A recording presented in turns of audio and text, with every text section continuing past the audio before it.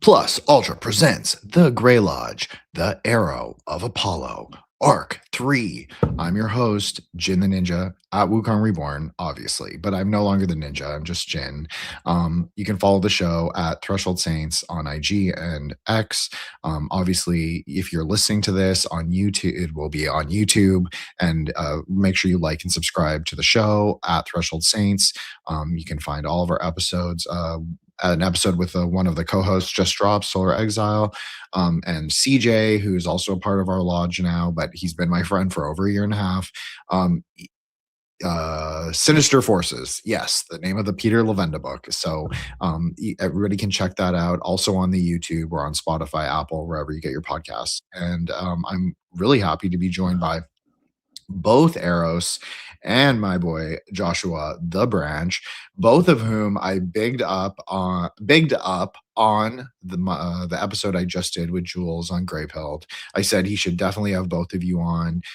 They were both him and Olivia were both like, yeah, they're both so amazing, and I was like, yeah, they are so amazing, and they're also my friends. So it was kind of like I got to do a double brag that I am cool in my own way, but then I also like I only associate with cool people. So thank you both so much for coming. Obviously, I don't think Solar is coming, but that's totally okay because well, it's not really okay, but it's okay in the sense that like this is how we always go.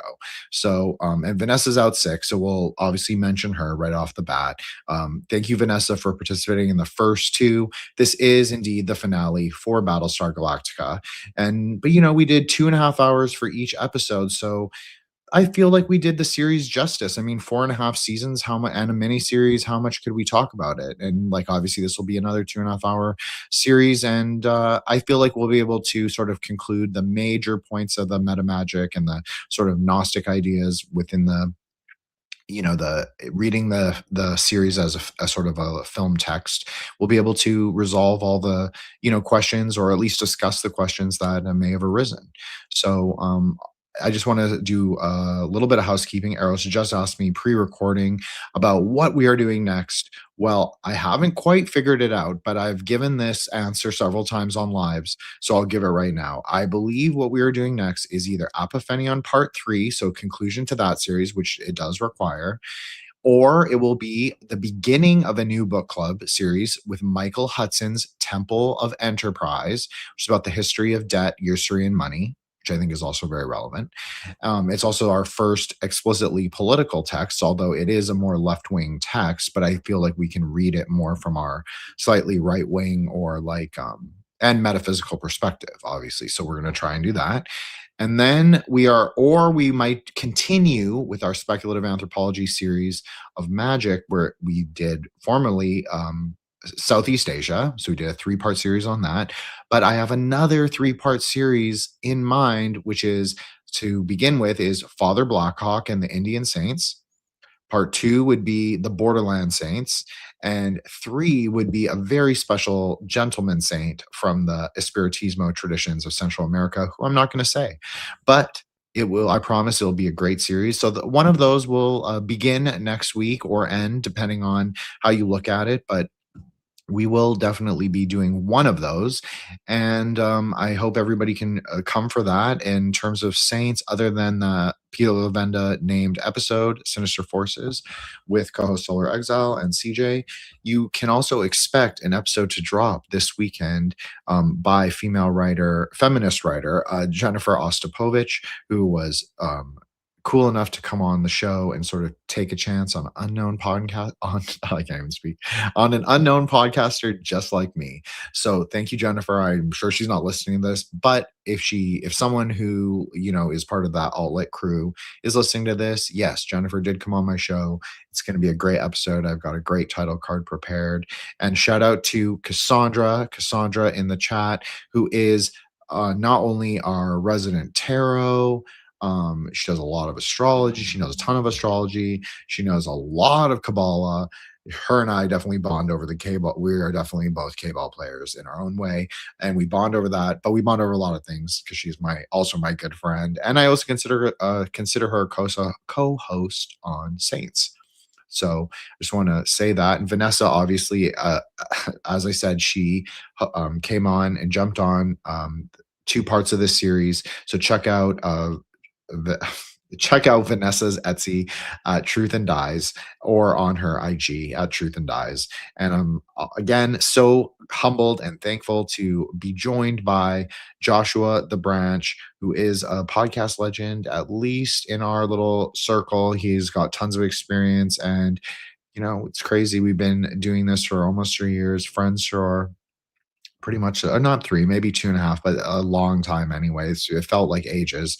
And we've been also friends for pretty much that same amount of time. So awesome. Thanks, Joshua.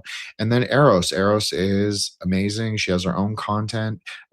She's a content creator as well as like an ex Twitter. I hesitate to call her personality because she's not really that, but she is someone who always has banger tweets, never post call, and just a amazing person. Everybody's always wowed by her knowledge, or that I even know her. I don't know what that says about me. Hopefully, I'm not embarrassing in that way. But everybody always thinks it's cool when I name drop her. So thank you so much, and that goes for Joshua and Solar as well. So thank you guys both. I want to let you plug yourselves.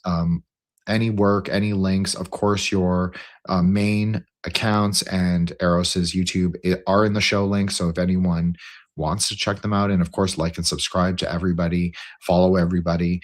Everybody's stuff is in the show notes, but I'm just going to give you guys obviously, I want you to take the opportunity for however many people are listening, and plug yourselves and say whatever you have upcoming. Also, Eros, I have to put your Substack in the show notes, but I promise to do that this week, and also plug that. And yeah, that's everything. So we'll rock and roll. Thank you guys. Yours, Josh, you why can don't you start us off? Oh, okay. I was going to let the lady go first. Anyhow, yeah, it's a pleasure to be here as always. TGIF, and thank you so much for hosting. This is one of my favorite series, and it's such a pleasure to be sharing with fellow, whatever we're called, nerds maybe.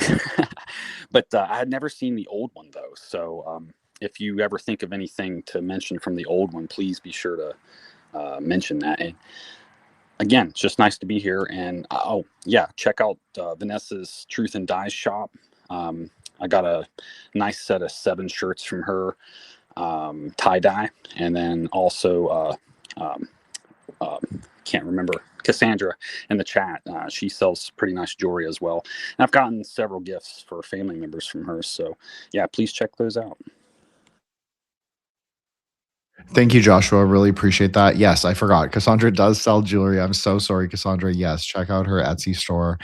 She does not just have tarot and astrological tarot services and astrological content. She is so much more. She's also a valued member of our group chat, of our magical group chat. So much obliged.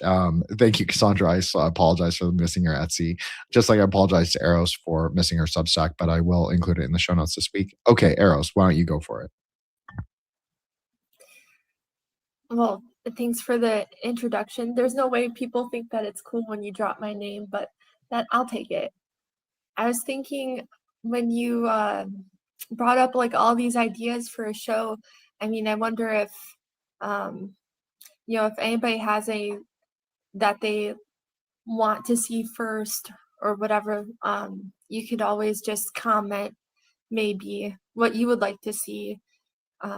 If any of those are like something you're like, oh wow, I really want to hear them talk about that.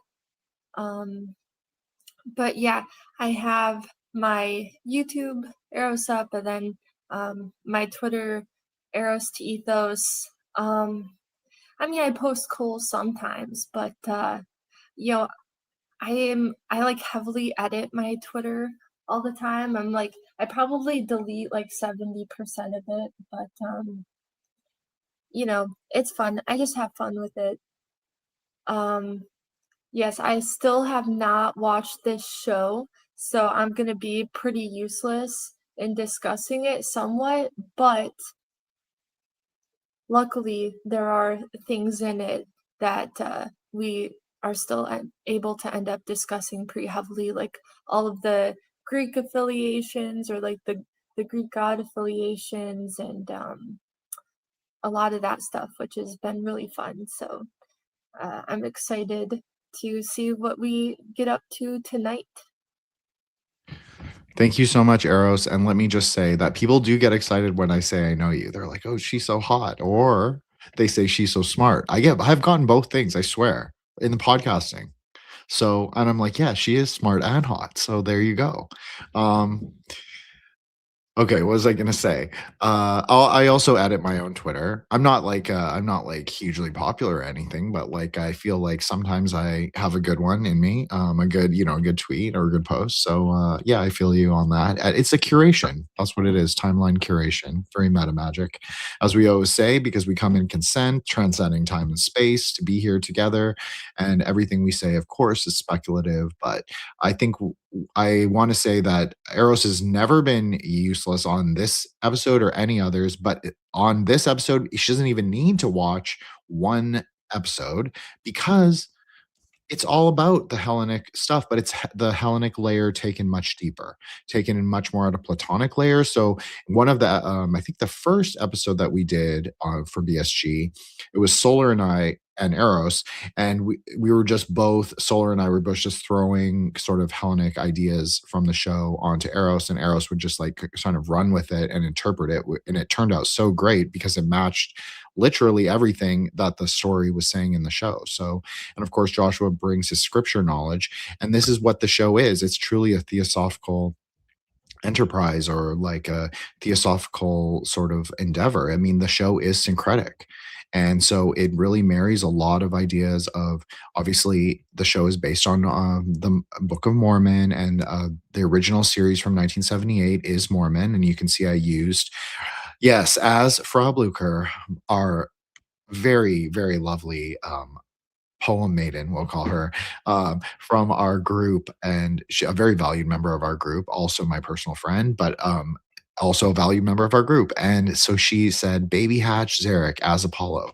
Yes, so this is Dick Hatch, Richard Hatch, when he was like considered super schwy, super handsome, and this is him when he played himself, Apollo. So pretty cool. And the reason I didn't use the British actor from the Reimagined series is not because he is not also schwy and talented, but simply because the Kino was just not quite as good for the Reimagined series. But it's a much better series as like a story and like episode as per episode. It's just the it just doesn't capture the kind of vibe that the original did. But the original is also drawing a lot from Star Wars, as you can even see from his outfit. You can see it has that very outlaw of the stars. I can't even Han Solo. That's exactly what I was thinking of. I don't really like Star Wars, so I always forget about it. Anyways, this is a long story. We won't get into that. But yeah, you can see he has a Han Solo quality. So tonight we're going to talk about the Arrow of Apollo. Well, what does that mean in terms of the series? So the way I wanted to start this, because the Eros does start at Malkuth or the Earth, but Malkuth is really where? Malkuth is really on the moon. Yes, we are Hyperboreans here. We do believe in the civilization of the moon, which is really ourselves and our consciousness, right? That's really what that means. It's just a metaphor. I mean, yeah, maybe there is a metaphysical layer, and maybe there is a civilization on the moon, but for today, we're going to take it as a metaphor. So, we have our kingdom on the Yesodic consciousness, or our kingdom begins within the Yesodic consciousness. So the arrow is the ability to take us outside of the 5 and the 6, outside of the I know people are going to be like, 5 and the 6, he's talking about Gevra and Tiferet. No, I didn't have a stroke, I promise. I'm really talking about Yesod and Tiferet. And if you want to know the reason why that is, well, you have to listen to a different episode. But just take it for granted, or don't take it for granted. Take my word for it that I'm just referring to those two things. So the arrow takes us out. Well, there is no other place to begin than the intro and the theme song, which I have to say, shout out to Vanessa. It's interesting because when we first planned to do the series, this is the first thing I thought of. I was like, the series opens with the Gayatri mantra. I could probably speak on this for its own episode. I won't, but I could. The Gayatri mantra is the mantra that opens all mantras to fruitfulness. This is how it's considered. Yes, it is a normative Sanskrit mantra, but it is meaning that it's exoteric, not esoteric, but it is often utilized by esoteric people to increase the potentialities of the bijas within their esoteric mantra, meaning that recitation of a certain number of Gayatri mantras allows the upasaka, the practitioner, to become more potent at the recitation and understanding both of mantras themselves, any mantras that follow that specific sankalpa, that number of recitations. So the Gayatri mantra is also the goddess. Well, okay, let's start with what Gayatri is. She can also be the goddess of a river. And so it's for the river of knowledge. So when you look at an iconography, this doesn't really appear in iconography. Typically, she'll sometimes appear as Saraswati, the goddess of textual learning, vidya, but it's not vidya of like the secret wisdom, like the Mahavidyas.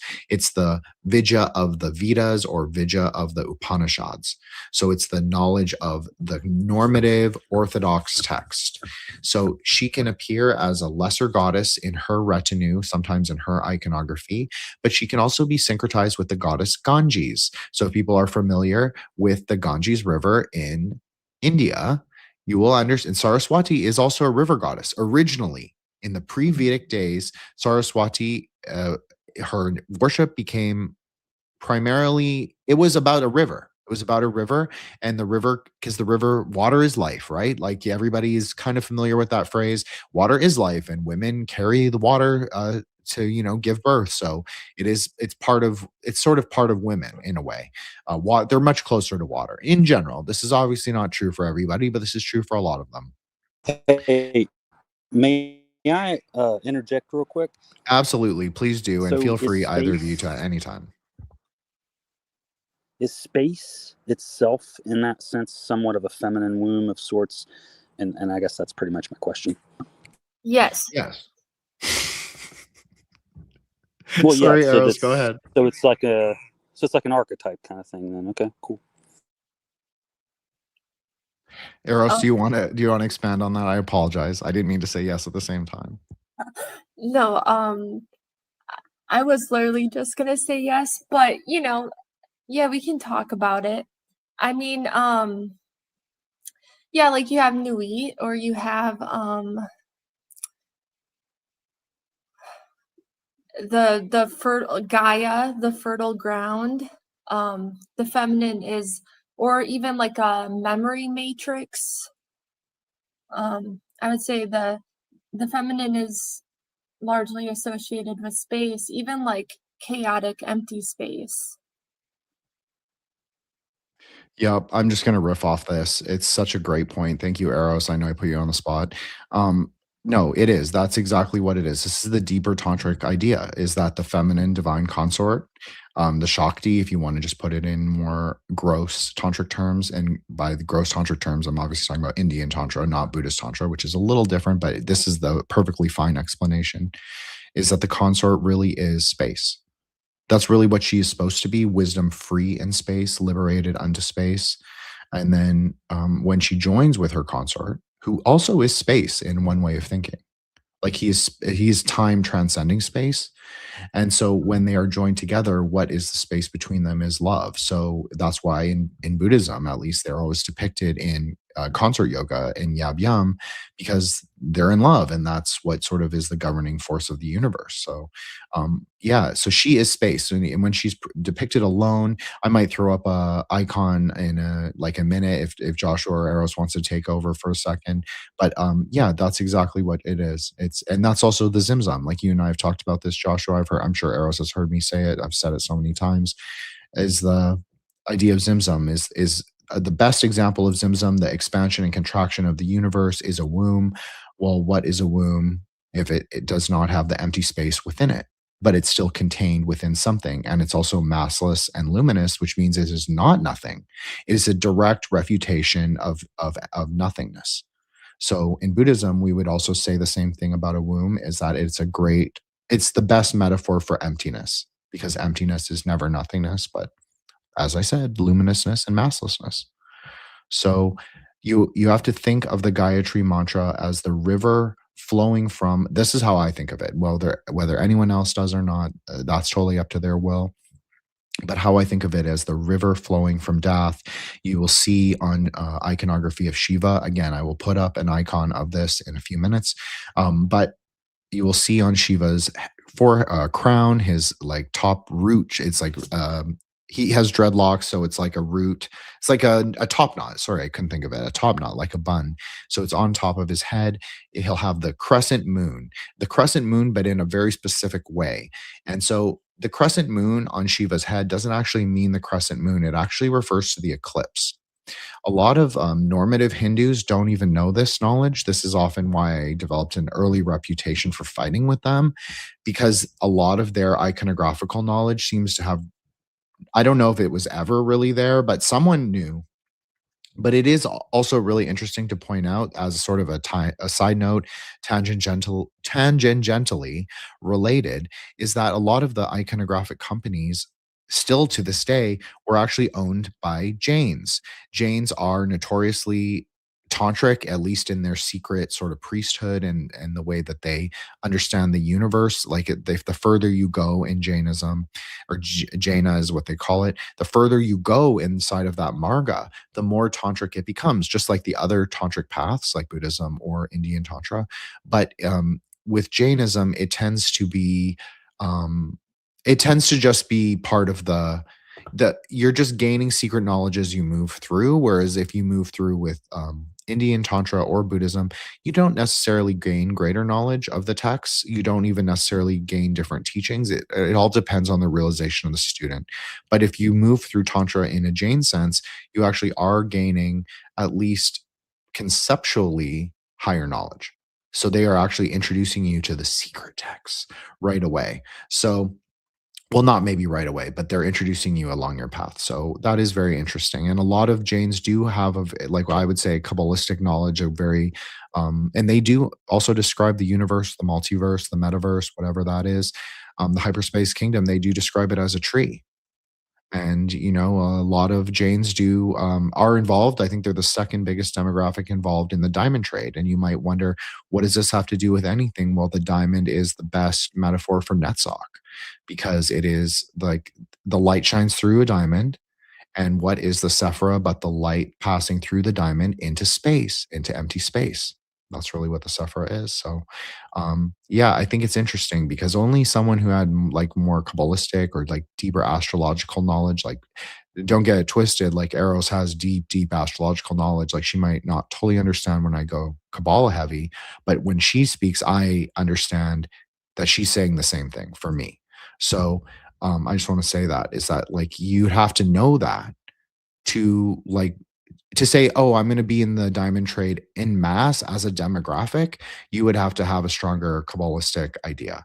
So, anyways, to go back to the Shiva thing, so you have the crescent moon with Wait, the. I just wanted to say really Oh, quick. sorry, I was.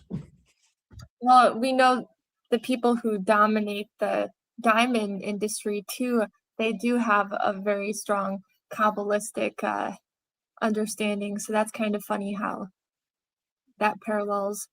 I wanted to ask you a question just because we're talking about the river goddesses. I wanted to ask you what's your take on like the idea of the annual flooding of the Nile River? I know we talked about this before, really super in depth, like talking about Saturn and like clay and water flowing over clay and clearing things out. And I don't know if you remember that conversation, but we never really got to talk about the meaning behind the flooding of the river. I'm surprised that you remember this, but I remember this. But thank you for remembering. I thought this was one of our best conversations, especially like in a group panel. Um, It's a great question. So for me, I think when it comes to like the Nile, I mean, Isis is likened to the Nile many times in the Kemetic materials, right? Like she's blue green like the lotus that grows on the Nile. She's blue green like the waters and the vegetation that is on the Nile. I mean, it's very tantric if you understand the sort of epitaphs of certain goddesses, not all goddesses, but certain goddesses. And like I always liken Isis to Tara, blue green Tara, because she does in fact hold a blue lotus. And she is in fact blue-green, just like Isis. So I always thought that was very profound. So for me, what does this have to do with the flooding of the Nile? Well, I think that this is what it's about. I think it's like the infinite waters of mercy, the sweet waters coming to bear on the dry earth, on Saturn, on time that is dead, on time that is the corpse, like the desiccated sand or the desiccated clay. And I think it's the revivification. And that even is the story in the Puranas, not the Tantras, but the Puranas, is that, well, it is actually also in the Tantras. So let me just clarify that. But it has deeper tantric meaning even in the Puranas. But the Puranic, the outer exoteric story is that Shiva swallows the hala hala poison. His neck turns blue black, a ring of blue black, like a ring of Saturn, very similar. I'm not saying Shiva is Saturn. He's not Saturn, but there is maybe an octave of him that is Saturnian.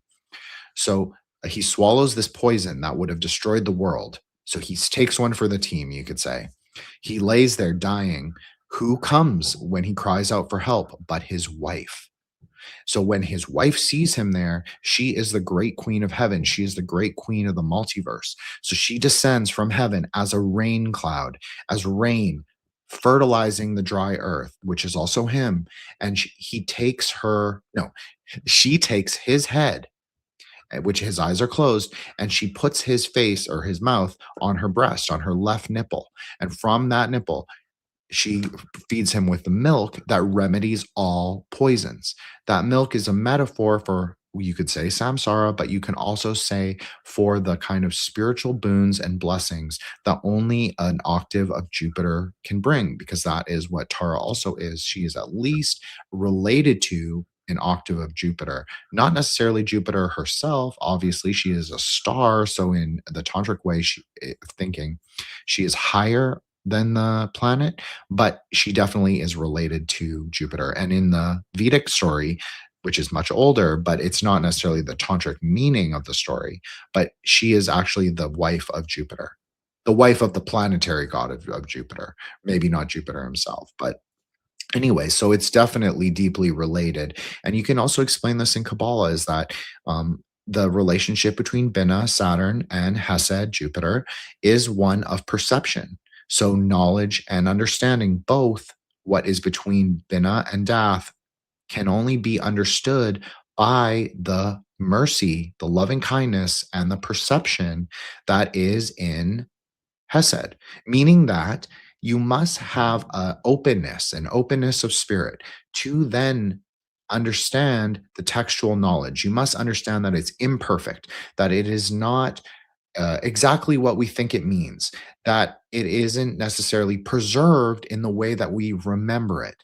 But that's okay, because we also understand there to be an element of that that is lost in time. So we accept that, we move forward, and we bring it into higher knowledge, meaning that we accept that there are parts missing and we then move to recreate it. This is also I'm using my kind of Aeonic Kabbalah, but I feel like this is a strong enough example between Bina and Hesed, a relationship that I find very, very fascinating. You can also say that Bina and Hesed is about the yoke that sort of ties the governing forces of the universe together.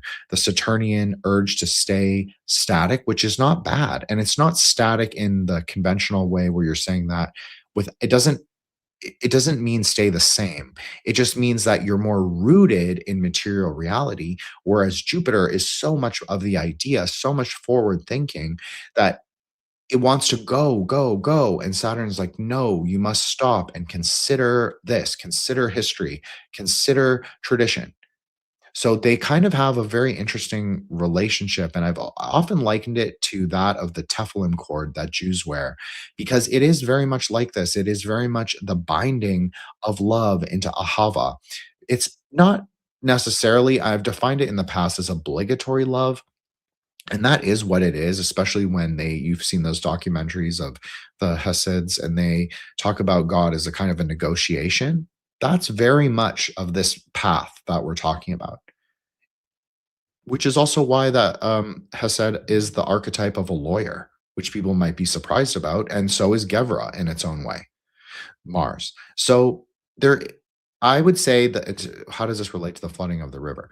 Well, you must have the generation of life to create it. It cannot just be right. It can't Saturn cannot generate. That's not Saturn's role, then that's not Saturn's potentiality. The potentiality is really held by Jupiter. It's not the only one, but it really is.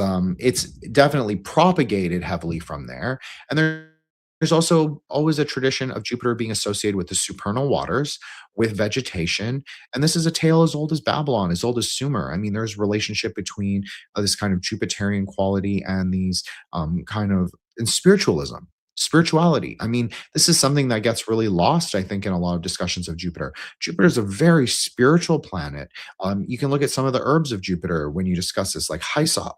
Hyssop was used for the cleansing of the temple of Zeus as well as the cleansing of the temple of Jehovah. So, it's a perfect Jupiter herb. It's even purple in color. It's named in the Bible. Now, whether that is the hyssop of the Bible, Psalm 51, or not, it doesn't matter. It's the Wait, plant that sorry, Eros, go ahead.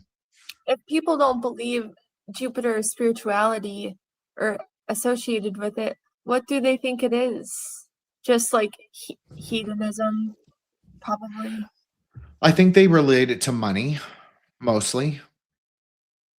Money. Okay, that's Like bizarre. high honors and blessing. Because, okay, this is what I think, Eros, is that the first three pentacles of Jupiter in the Keys of Solomon are all related to money. And of the seven pentacles of Jupiter, I think five are dedicated to wealth in some way, whether it's protection from poverty, protection of your money from outside forces, spiritual or otherwise, and then three to draw wealth specifically, but they're not just wealth. They're high honors and wealth. I think that is the missing link. I think that when you want to go more worldly material octave, it's both high honors and wealth together. But I think if you want to go very well, you're dropping down, you're almost dropping down into Netzach. When you're focused strictly on material gain, you're almost just dropping down into Jupiter, or not Jupiter, Venus, rather than the higher octave that Jupiter likes to be at. That's what I think. That's just my opinion. Joshua can obviously give his opinion. Eros, I'd love to hear more from you, if you agree with that or not. I just think that people associate it often with money. I know Josh has a question about something said earlier, I think, so I'll let him ask that. But yeah, I don't associate Jupiter with money at all. So, but I could see it, right? Luck and stuff like that. I guess people, when they think of luck, they're like, oh, well, what do I want? I would say if the focus is around money with Jupiter, and that's more like a personal, probably coming from like a personal framing of somebody's personal desires. I think it's also to do with the idea of Jupiter as the king. Sort of like understanding him as being a worldly king, but Jupiter's not really a worldly king. And I think that that's what this is what I talk about when I speak about klipas. Like, I agree with what Eros is saying. I also don't associate it necessarily with wealth. That might be a part of it or a lower octave of it. I don't see it as being of the nature of, like, it's definitely not of the nature of Hesed. Now, whether it's of the planetary nature, I agree with Eros. I don't think that the higher octaves have to do with wealth, but I think that maybe the lower octave have a wealth implication. So if we're going to talk about that, at least we have to reference at least one time so other people can look it up, the Psalm of Jupiter. Now you might be thinking, this is crazy. What are you talking about, Jen? Psalm of Jupiter? Yes, Psalm 112. So if everyone has their KJV in front of them, or a link to one anyway, online, you can go look it up. And it says, wealth and riches shall be in his house, and his righteousness endureth forever. So this is only one line of the psalm, which the whole psalm is actually a Jupiter psalm. But the point of the psalm is actually not money. The point of the psalm is actually mastery over things, mastery over his environment, mastery over self, mastery over sort of the greater kingdom of God, meaning that it's of yourself, but of your family, etc., etc. So when you read the whole psalm in context, that actually makes sense because it's talking about the nature of Hesed, right? But when you read it in context to the verse, that is also the vesicle, meaning it is the activating psalm, activating verse, excuse me, part of the psalm, but the activating verse for the pentacles of Jupiter, at least three of them. It makes sense why people at the lower level would conflate the psalm meaning and so the planetary nature with being of wealth. And just this is just my opinion for Western esoterica. I think that they see the wealth and riches in his house. They just focus on that rather than righteousness and the other things that are actually associated with Jupiter. Those are the more foundational and more important things.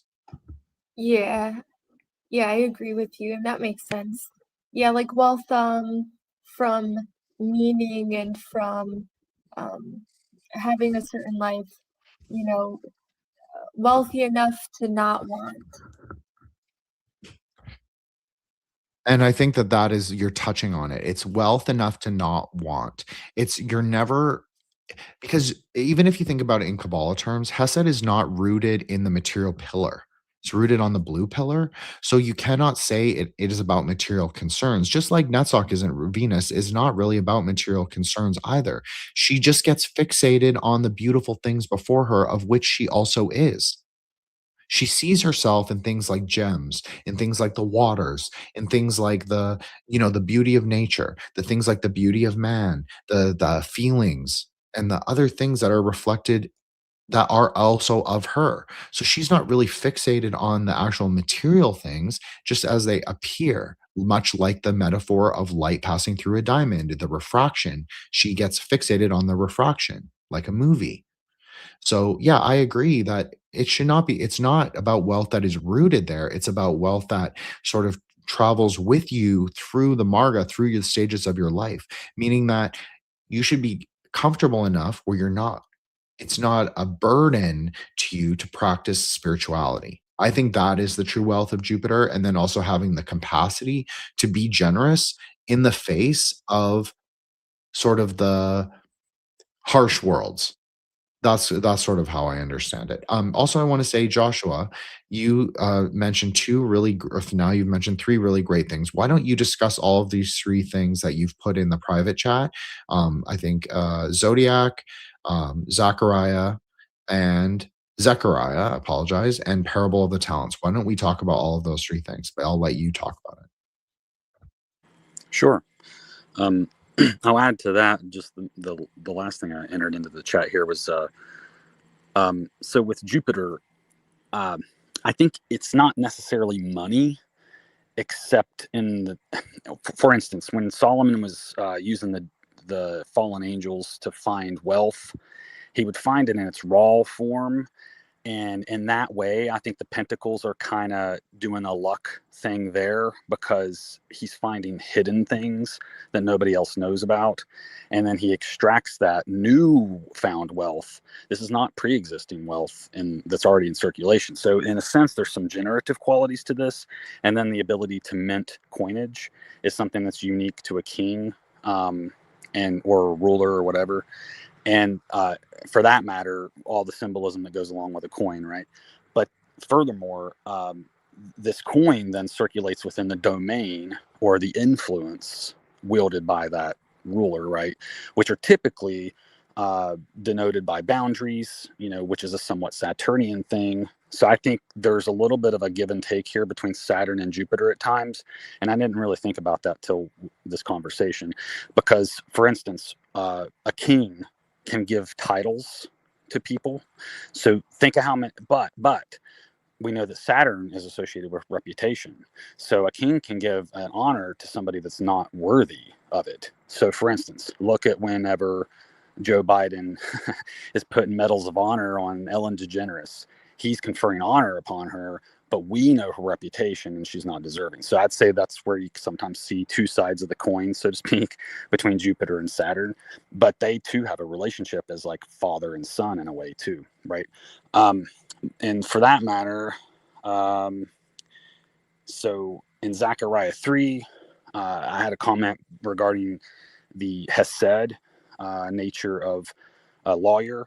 And in Zechariah 3, Christ himself, whose actual name is Joshua or Yeshua, that name denotes salvation or the right-hand path. And so in a legal setting, looking at this Kabbalistically, we're dealing with the left hand of the tree and you're on trial. Did you follow the law, the rules, etc.?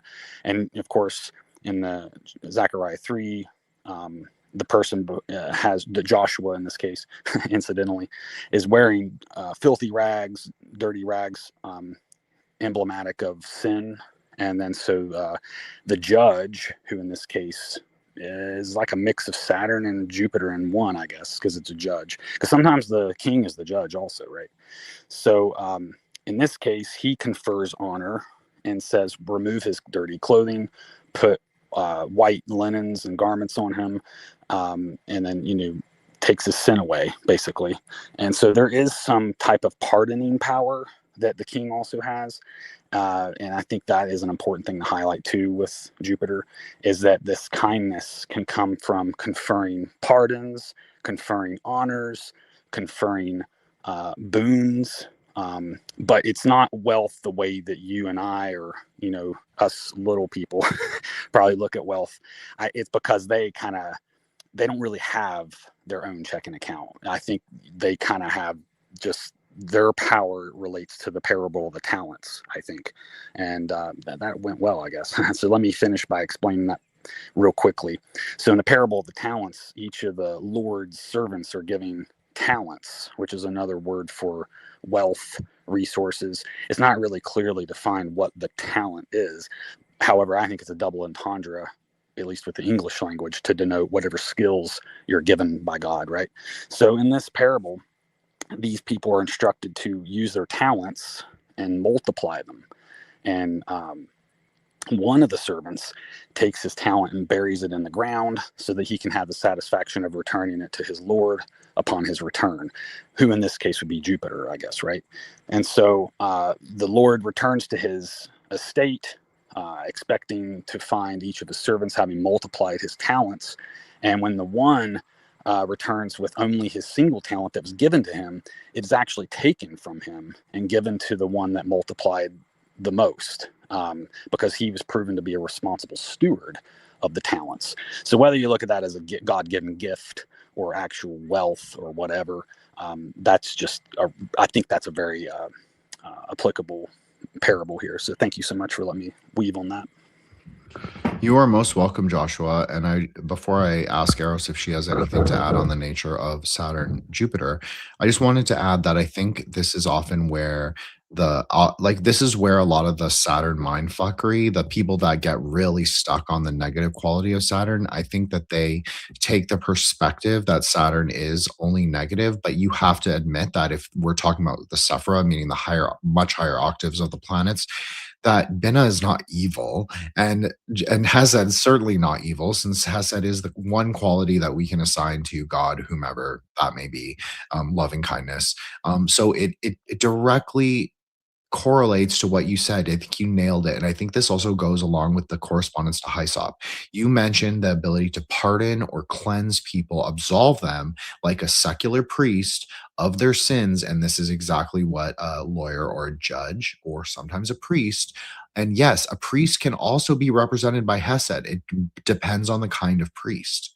Right? There are different positionalities for each archetype. It's not fixed. You have to be flexible enough to allow for that. And it also makes sense in terms of the tree and the planets. So Hyssop is the cleansing herb. It does protect against witchcraft and sorcery, and it also can break curses.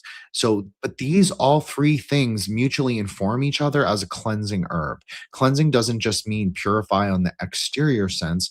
It actually means to make whole, make anew, like be reborn. That's another way. And it was also traditionally used very extensively for baptism, even in the Jovian temple. So it has a direct Mediterranean linkage. And this is why we started even using the Hyssop officinalis for all biblical working, because it makes total sense if it was used by Mediterranean Jews and also Mediterranean, I'm calling them pagans, at the same time, it's totally fine. It completely makes sense. It's like asking God to absolve your sins by using it to cleanse his altar. So you are performing an act of loving kindness, of like reciprocity, by cleansing his altar with the bitter herbs, just like they would use for Shabbat, to represent. Well, modern feminist Judaism actually uses the bitter herbs to represent the feminine female prophets, but traditionally it would be to represent like the prophets that are like Elijah, all of those, Elisha. I can't even remember. It's been a long time since I've ever been to one, so I mean, I've been to a couple, but it's been a long time, so I don't totally remember. But I know it's to represent some of the prophets, and so that bitter herb sort of is the negotiation, but you're doing it through like this purifying idea. And it's interesting because purple in general is not totally associated with Hesed, but is an inner layer color of Tiferet.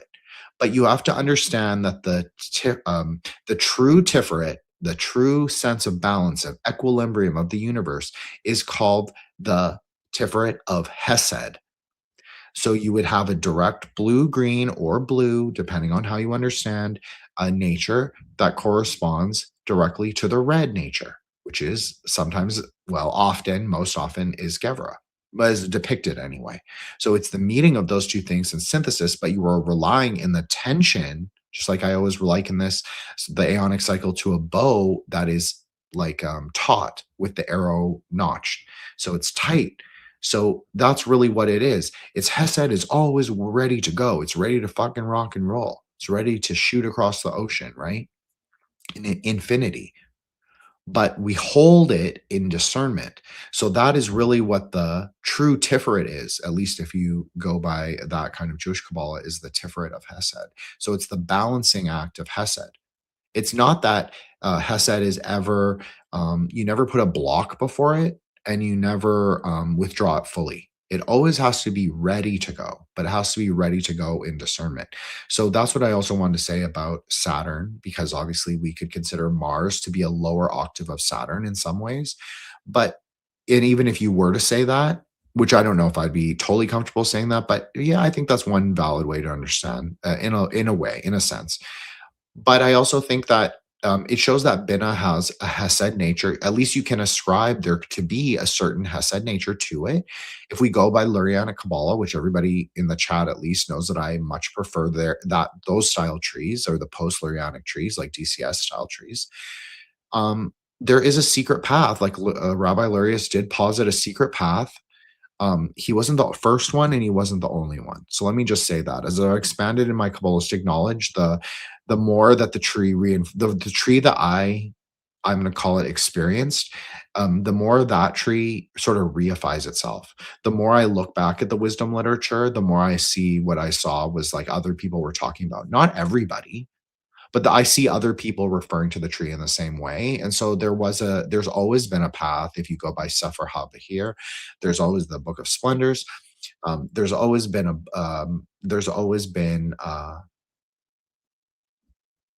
I called it the Book of Splendors, and that is one way to translate it, but it's really the Book of Illumination. So let me just say that. That's why I paused. I'm sorry. But there's always been a path between Bina and Hesed, because you have to understand those things as being in dialogical relationship. So yes, the judge or the old king or the sort of decaying institution, all of those things can have mercy. They can embody mercy. They're just not at that position most of the time. So that's why you require the lawyer. You require the lawyer to stretch the thread, to make to release the arrow, to allow the infinitude to take manifestation.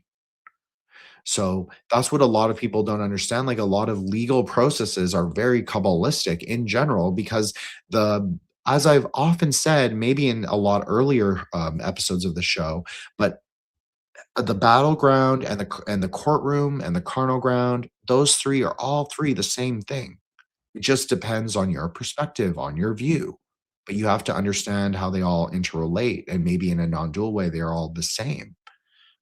Okay, Joshua, say what you just said, and say the thing about the pentacle of the sun and the Jupiter inherited the throne. Because I don't want to steal your bars, Josh.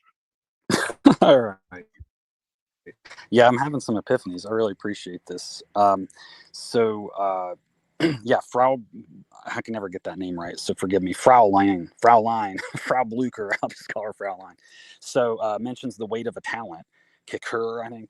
And I could be mistaken, but my mind reminds me here that Solomon would receive 666 talents each year as a tax. So again, referring to the domain of the boundaries of his territory would bring in that much wealth each year. And so the weight of that much gold is, I think, what the kicker might be referring to.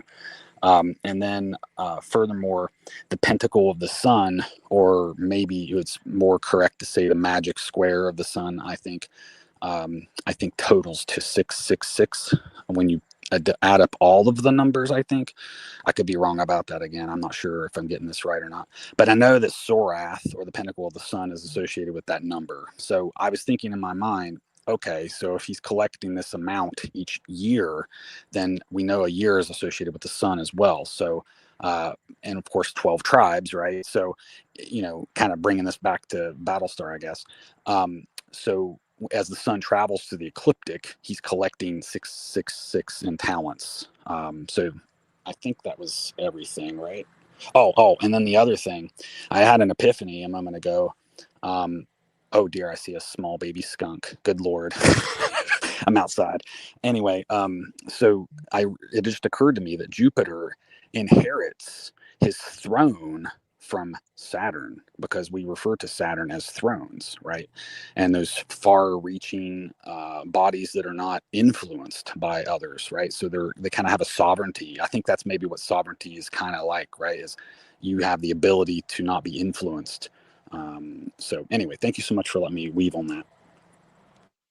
You are most welcome. And I think that the metaphor of the throne is really interesting. And if I knew tarot better, I would try and relate the way that the Golden Dawn maps the tarot onto the tree. But alas, I do not. I can only understand it from my Mahavijja Tantra and like Hebrew Kabbalah method or like style. But I think that there is something there. I think that I always envision, like, okay, so let's use Tantra. The king of the Mahakala, the king of greater time, he is seated on his corpse throne. Sometimes he's dancing upon it, but he's always on the corpse throne. The throne, not the crone, the throne of skulls and corpses. So I agree with that. And Jupiter is always, well, not Jupiter, but the Vera, the hero who is always depicted at Jupiter, other than Tara. Tara is also depicted on a corpse, but she's not static on the corpse. She's actually able to move through the carnal ground. Because she's a Dakini. So she dances through the carnal ground. She's also infinite in her capacity. We've talked about this many times on this show, on my show, when Arrows had me on her show, when Joshua's come on, every time. I don't know. We've talked about Hesed so many times because I place great emphasis on that. Bodhicitta nature, because I think that is one of the keys. I think it's just a conceptual key, but I do think it's a key. I think it's a primary key, especially if you use the Aeon. I won't say but the Aeon, excuse me, the Aeonic framework. I think that it's sort of, I can make a Kabbalistic case, a strong one, that actually it's a very important principle, if not the governing principle. But I think it is informed by the main principles of the Aeon, so I think you can't ignore it. And so, I think but anyways, the Virus is depicted on a Garuda.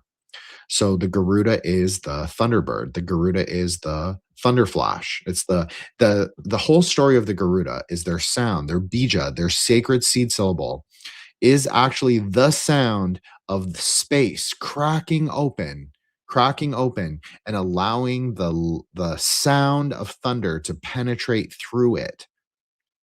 Now, the actual perception of the sound, very interestingly, is actually Tara herself. She is the hearer. She is the us in perception of the sound of thunder. But the actual sound of thunder, the phenomenological sound of thunder, is said to be from the Garudas clawing through space, rending space to create the sound of thunder, the great Tron. That's the bija anyway. Trom.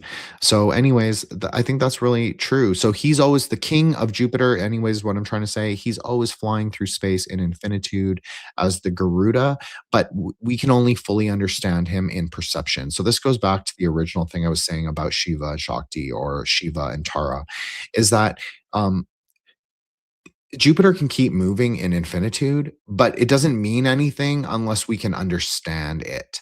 So unless we can bring it into that sort of Saturnian depth of understanding, because we have no context outside in space, right? Like there's no landmark, there's no like way to map where that is. So we need the contours of the actual textual wisdom science tradition, what would be contained at Binah, to relay what Jupiter is, what the king of Jupiter is on his Garuda, of flying through space at 10 million. I'll use what's a good Hesed number? Okay, so we'll say 100 and oh, I guess I'll do the Psalmic number. So he's moving at 112 million kilometers per minute or whatever per second. He's faster than light. So we need the Binah to sort of know what that is. So it only happens in perception, and that's what Tara is. She's looking at Shiva. She's looking at him. He is her husband. He cries out. He says, "Mother of the world, I'm dying." He doesn't know what that is, but she doesn't even know if she can save him. But she risks the whole fate of the universe, the whole fate of the multiverse, by descending in a cloud through the pleroma, through a storm cloud, angry because she doesn't know what's going on with her husband, who is greater time, also the mind. So she descends through the multiverse to save him. It's kind of like the love story of all love stories, right? But it only happens in perception. Just like the whole Kabbalistic tree only happens through that tension with Hesed. It only happens through perception. So I think that was a very astute point about the thrones. There is something about the nature of like a static throne versus the nature of the dynamic throne that I think very much relays the concept of the archetypes of Saturn and Jupiter. Anyways, I'm sorry I didn't mean to derail us that far from Battlestar. Eros, if you have anything to add on the natures, I'd love to hear it. If you don't, that's okay. I don't want to put you on the spot, but No, I loved everything that you guys just said about Saturn. Saturn and Jupiter. You know, I and it's. I mean, we went a far way from Jupiter and money, but lots of really good points. I think Jupiter is really that just the principle of generation, basically. And I guess personally, that the lower octave of Jupiter would be like the child, like Gemini. So you have like you could almost like compare Jupiter even to like the Platonic idea of the one, right? Like this source of everything, just like this overflowing source that kind of overflows in this scheme of differentiation out into multiplicity to experience itself. So while one is the overflowing source, the lower octave of that is the perhaps experiencing octave, the Gemini that kind of sends its information gathering out, its senses out, and is the mirror that I guess reflects everything. And Saturn, of course, I don't know, because like I feel like Josh kind of had mentioned how maybe Saturn is more like isn't affected by Jupiter perhaps, but I think that they just are both they both have their own power, right? They both have their own domain, right? and it's interesting how Jupiter being the principle of generation, is generated, I guess you could say, out of Saturn, and then through through that, time is able to move forward. Um, and yeah, and I'm glad that there's no major Saturn bashing here. We all love Saturn. Um, the heavyweight that holds us back, but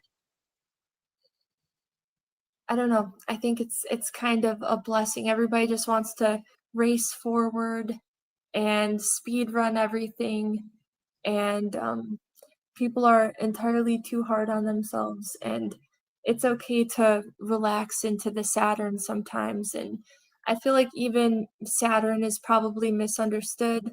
I feel like people associate Saturn with things like workaholics and endless striving for legacy. And um, you know, in reality, I think Saturn is really just moderation. Saturn wants us to slow things down, be moderate, be structured, responsible. Yeah, I agree with everything you said, Eros, and everything that Josh said, 100%. I think that that is a deep misunderstanding of Saturn. I agree with that. I think it also references directly the the sort of path between Bina and Hesed. I think actually the race for legacy is very Jupiterian, but I think that because there is an interaction with Saturn, I think that that speaks very well to it, and I think that actually adds to the misunderstanding of what Saturn is, because you can say at a very superficial way that it wants to stop that like race for the greater, the higher success and everything. But I think it's actually not. I think it's exactly what Arrow said. It's the idea that you put things into the path working that are material, that are based in reality, that are not just based in um, higher aspiration and like maybe even not quite dreams. We're not getting there with Jupiter, but in a sort of a more, maybe your vow is like something higher. You at least understand or perceive your vow to be something higher. So your like your goal, your soteriological goal is higher. So you feel like nothing should be the impediment to you.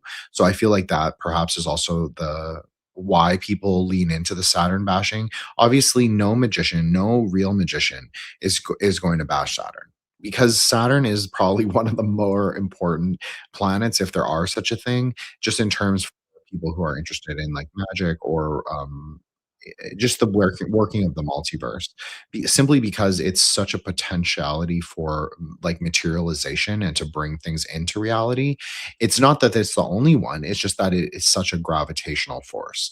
So I totally agree with that. And I think that also speaks, the thing you said about Jupiter really struck me. It's very Hasidic in many ways. Is like there's a lot of Jewish Kabbalists who also ascribe that same thing to Hesed and to the nature of God, saying that Hesed is the only singular quality, although it manifests 13 times. It is the one quality that we can assign to God. It is like the unity, it is the Kether. A lot of Jews also think this is that Hesed of all the Sephirah embody the love that is Keter. It embodies it the best or the most in infinitude and multiplicity and everything.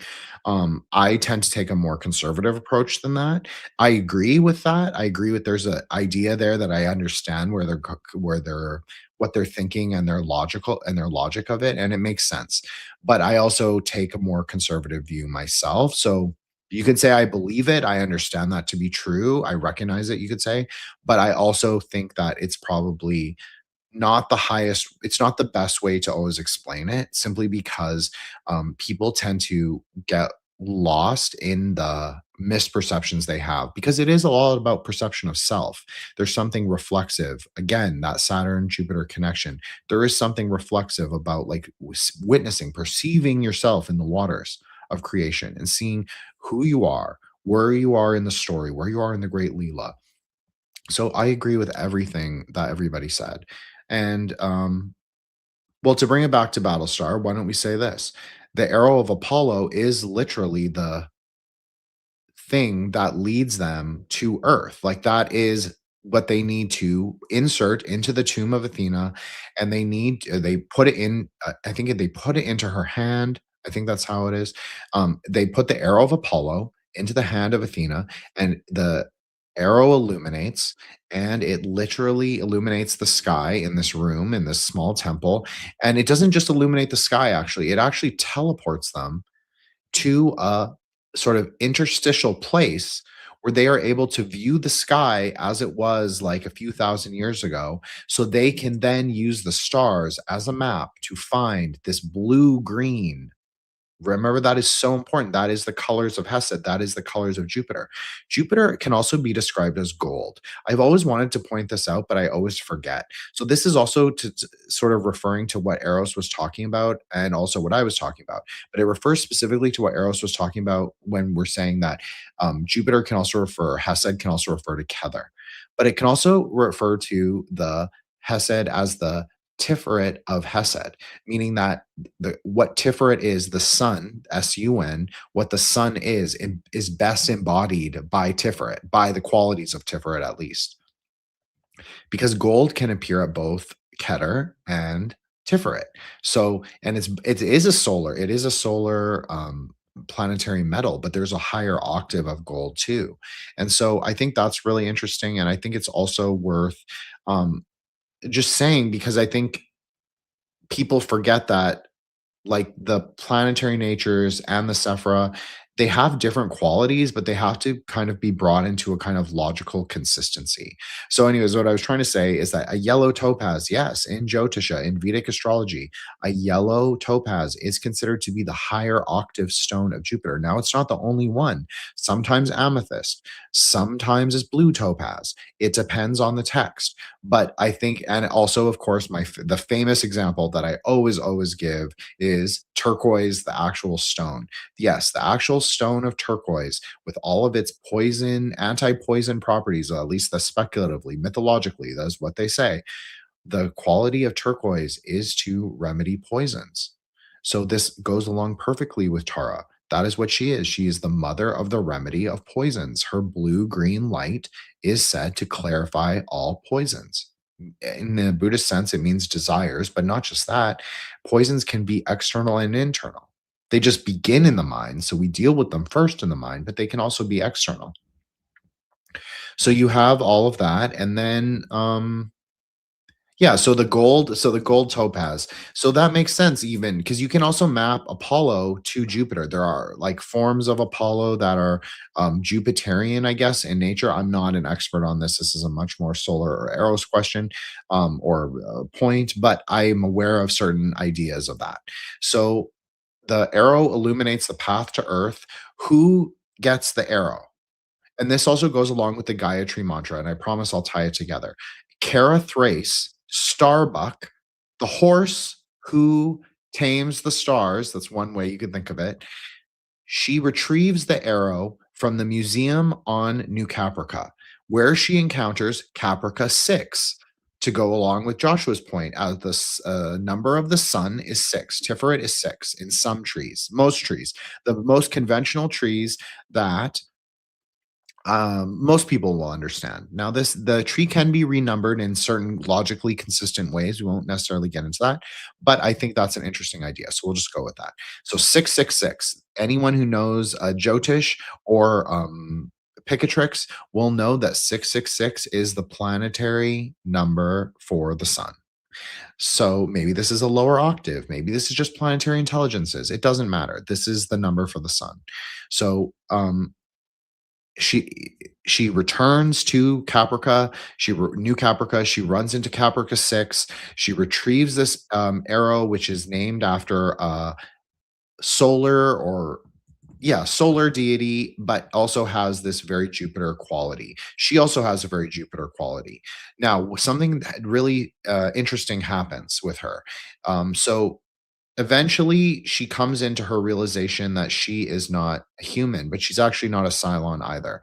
She's never defined, particularly in the series, and Ron Moore, who is the writer and the creator of the series, he never gives a definitive answer in any interview that I've seen. And this is when I was a huge like nerd and wanted to know all the lore about it. He's never confirmed anything, but he admits that there are several theories, including some of the writers have their own ideas. For me, when I watched the series fresh, it always made sense to me that she was the first hybrid. They just didn't have a word for it for when she was when she was conceived. It implies it in the series very strongly that either her father was Leoben or her father was the boxed series. So we talked about this when we did our Cylon episode. The one of the Cylons is boxed, meaning that Daniel, right? Which also goes along with Jupiter. That okay, I'll make a different point. But there's also an implication that her father is not just, it could be Leoben. That's one option. But then there's a kind of deeper implication that her father is actually Daniel, the Cylon that no longer exists, the only Cylon that cannot reincarnate from the beginning. So it would make sense. They don't really have a way to categorize her because, in some ways, Daniel does not exist according to the Cylon's own religion. The Cylon religion is predicated on reincarnation. If something cannot reincarnate, it does not exist. This is how the Cylons justify the genocide of humanity. Now, to go back with something that I think Joshua and I spoke of this in one of the episodes, we talked about the book of Daniel. Well, if you go to the Key of Solomon, if anyone has one, Key of Solomon, go to the Pentacles of Solomon or go to the Pentacles of Jupiter. The Pentacle of Jupiter, I can't remember what this specific number is. It might be 4, it might be a different number. Don't get mad at me. But one of the Pentacles of Jupiter for prophetic dreams, the vesicle of that pentacle is actually the prayer of Daniel. So there is a Jupiterian, a Kabbalistic idea that the book of Daniel is not just related to the pentacles of the moon, of which it also is, but it's also related to the pentacles of Jupiter. So that's very interesting. So we have this kind of Apollonic connection, and she is really associated. She has blonde hair in the series. She's very tough. She is a great fighter, physical fighter, and she's the best star pilot. So she is able to sort of what does she do? She's also a badass. That's the whole thing, is that this is sort of what got me thinking about the series as a potential for Grey Lodge, is because she is the daughter in very literal ways.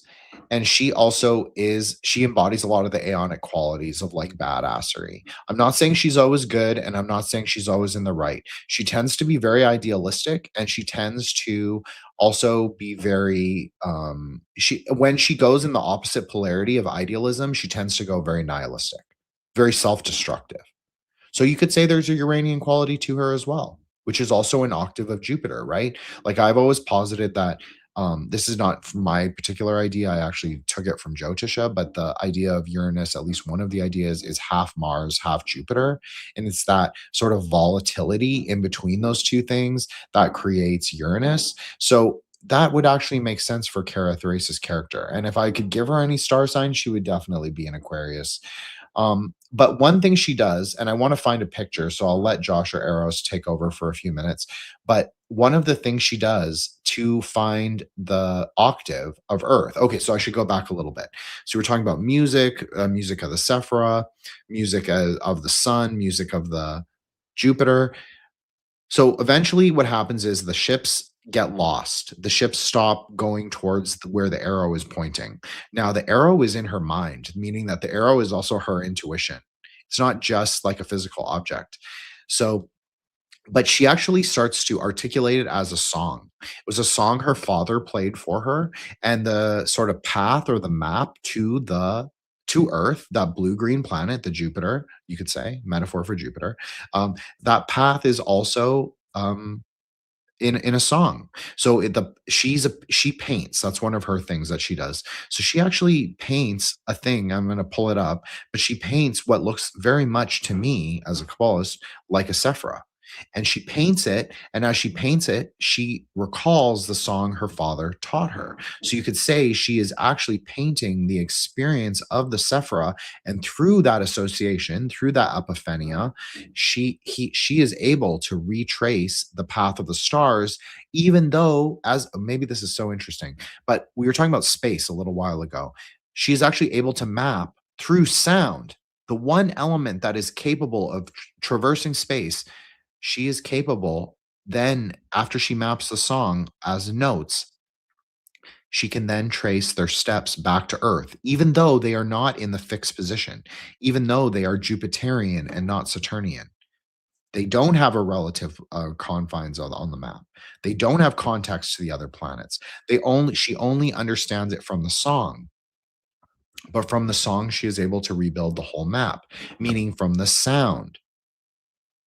So, anyways, Josh or Eros, one of you take over so I can look up this poster where she paints, and so I can post it on the screen, and then we'll keep going. But one of you take over and say some things. I actually do have a comment here because I've had a kind of a working theory that the zodiac, it's referred to as the Mazzaroth in the Hebrew texts. So I see it as kind of like a mobile, like a baby mobile. And if ideally, if one is reading the scriptures to your child as they're going to bed, right, and they're under a baby mobile, that would be the equivalent of Starbucks' father teaching her that, because you got to remember, this is all within a religious context, of course. And so I think that would be somewhat of the equivalent. And because a lot of times scripture is in certain pentameter, or not pentameter, a 5 measure, but some type of meter or measure, right? And in fact, that's how you can authenticate some of the older texts like the Elder Edda and some other Norse writings, because it's not enough for it to be accurate in terms of the words, but also the cadence and rhythm of so in this case, a song, right? Because if you just said the song, it maybe would lack the rhythm or cadence, right? So I don't know if that necessarily had anything to do with the story specifically, but at least in terms of the Mazzaroth being a baby mobile, I've always kind of viewed it that way. So perhaps that applies here. Also have some other comments, of course, in the chat, but that's what I was meaning relating to this. Well, let me just say something about the painting, and then I'll let you come back to all of your comments, which I'm seeing now 13. So that's kind of Hasidic right there. So what she paints is actually she calls the Eye of Jupiter. And something I actually forgot, even though I have seen the series multiple times, is that it's a mixed media is what we would call it. She has a poem, so she has a written verse component. So you were talking about cadence and ability to recite the Psalms. She has it mixed with a visual element, which she calls the Eye of Jupiter. So it's really interesting because how many densities does this Sephira have? It has that yellow outer layer, the yellow topaz layer, the planetary density. That's pretty interesting. It has these flecks of black surrounded by gray. So it means that there's a relationship with both Dath, although Dath is infinite, meaning that it takes up the whole canvas. There's no boundary on what is knowledge. And then there is also these black flecks, you could say, which are very Bina. It is. I mean, it really is. I'm not just making it up. That's what it is. Then you have this darker blue layer, which is the traditional Hasidic color. And then you have this very light blue, turquoise and white inner core. Well, what does that refer to? Obviously, that looks a lot like what we have called, and as the Lodge for 2.5 years, as Diamond Thunder. So the ultimate sort of inner Dath is also expressed by Hesed. Of course it is, because Hesed in and of itself also expresses that Diamond Thunder nature. So let's read the poem really quickly. Methodically, smoking my cigarette, every breath I breathe, out the day with every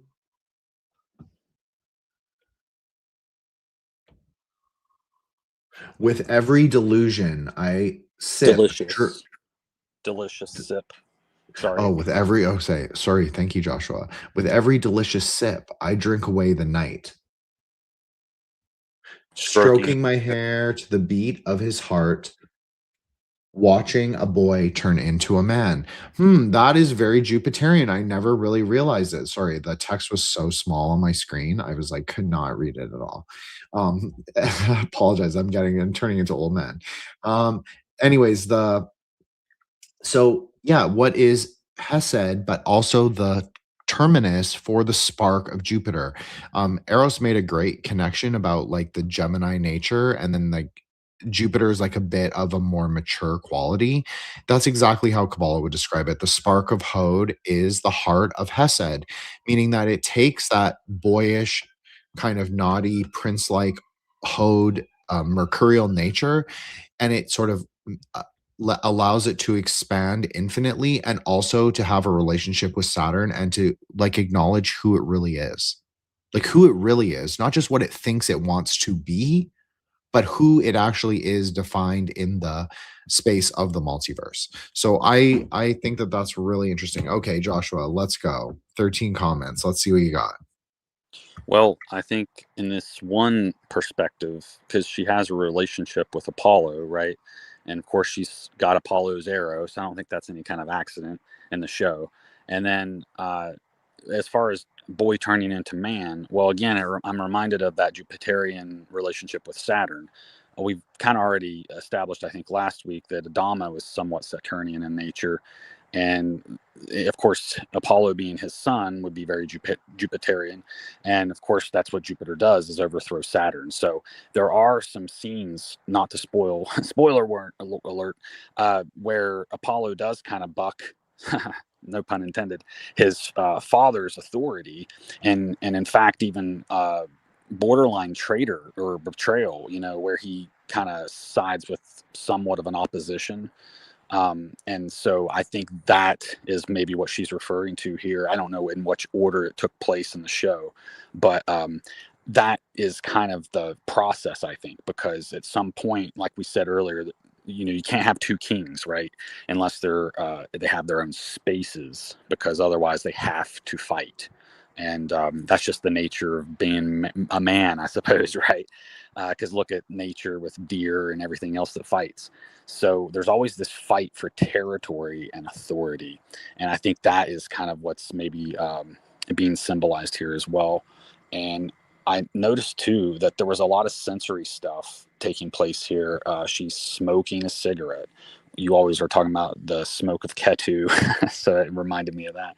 And the smoky quartz or whatever, and she's breathing. So and then of course I'm reminded of the Canadian wildfires, and then sipping black coffee, even though it doesn't say that's what she's drinking here. I'm assuming she's having coffee and cigarettes, right? And so to me that's very Saturnian in a sense, having black coffee. And then she's drinking away the night. So again, it kind of lends itself to this black color, or at least no color, right?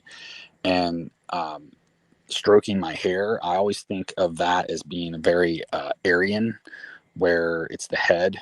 And of course, I don't know if this is particular to me as an Aries or not, but I do like having fingers ran through my hair or whatever. So maybe that's just particular to certain signs. But I think that is somewhat of an intimate thing here that you would normally only share with loved ones. And so there's a bit of a Hasidic kind of quality here, I think, or Tipperatic maybe.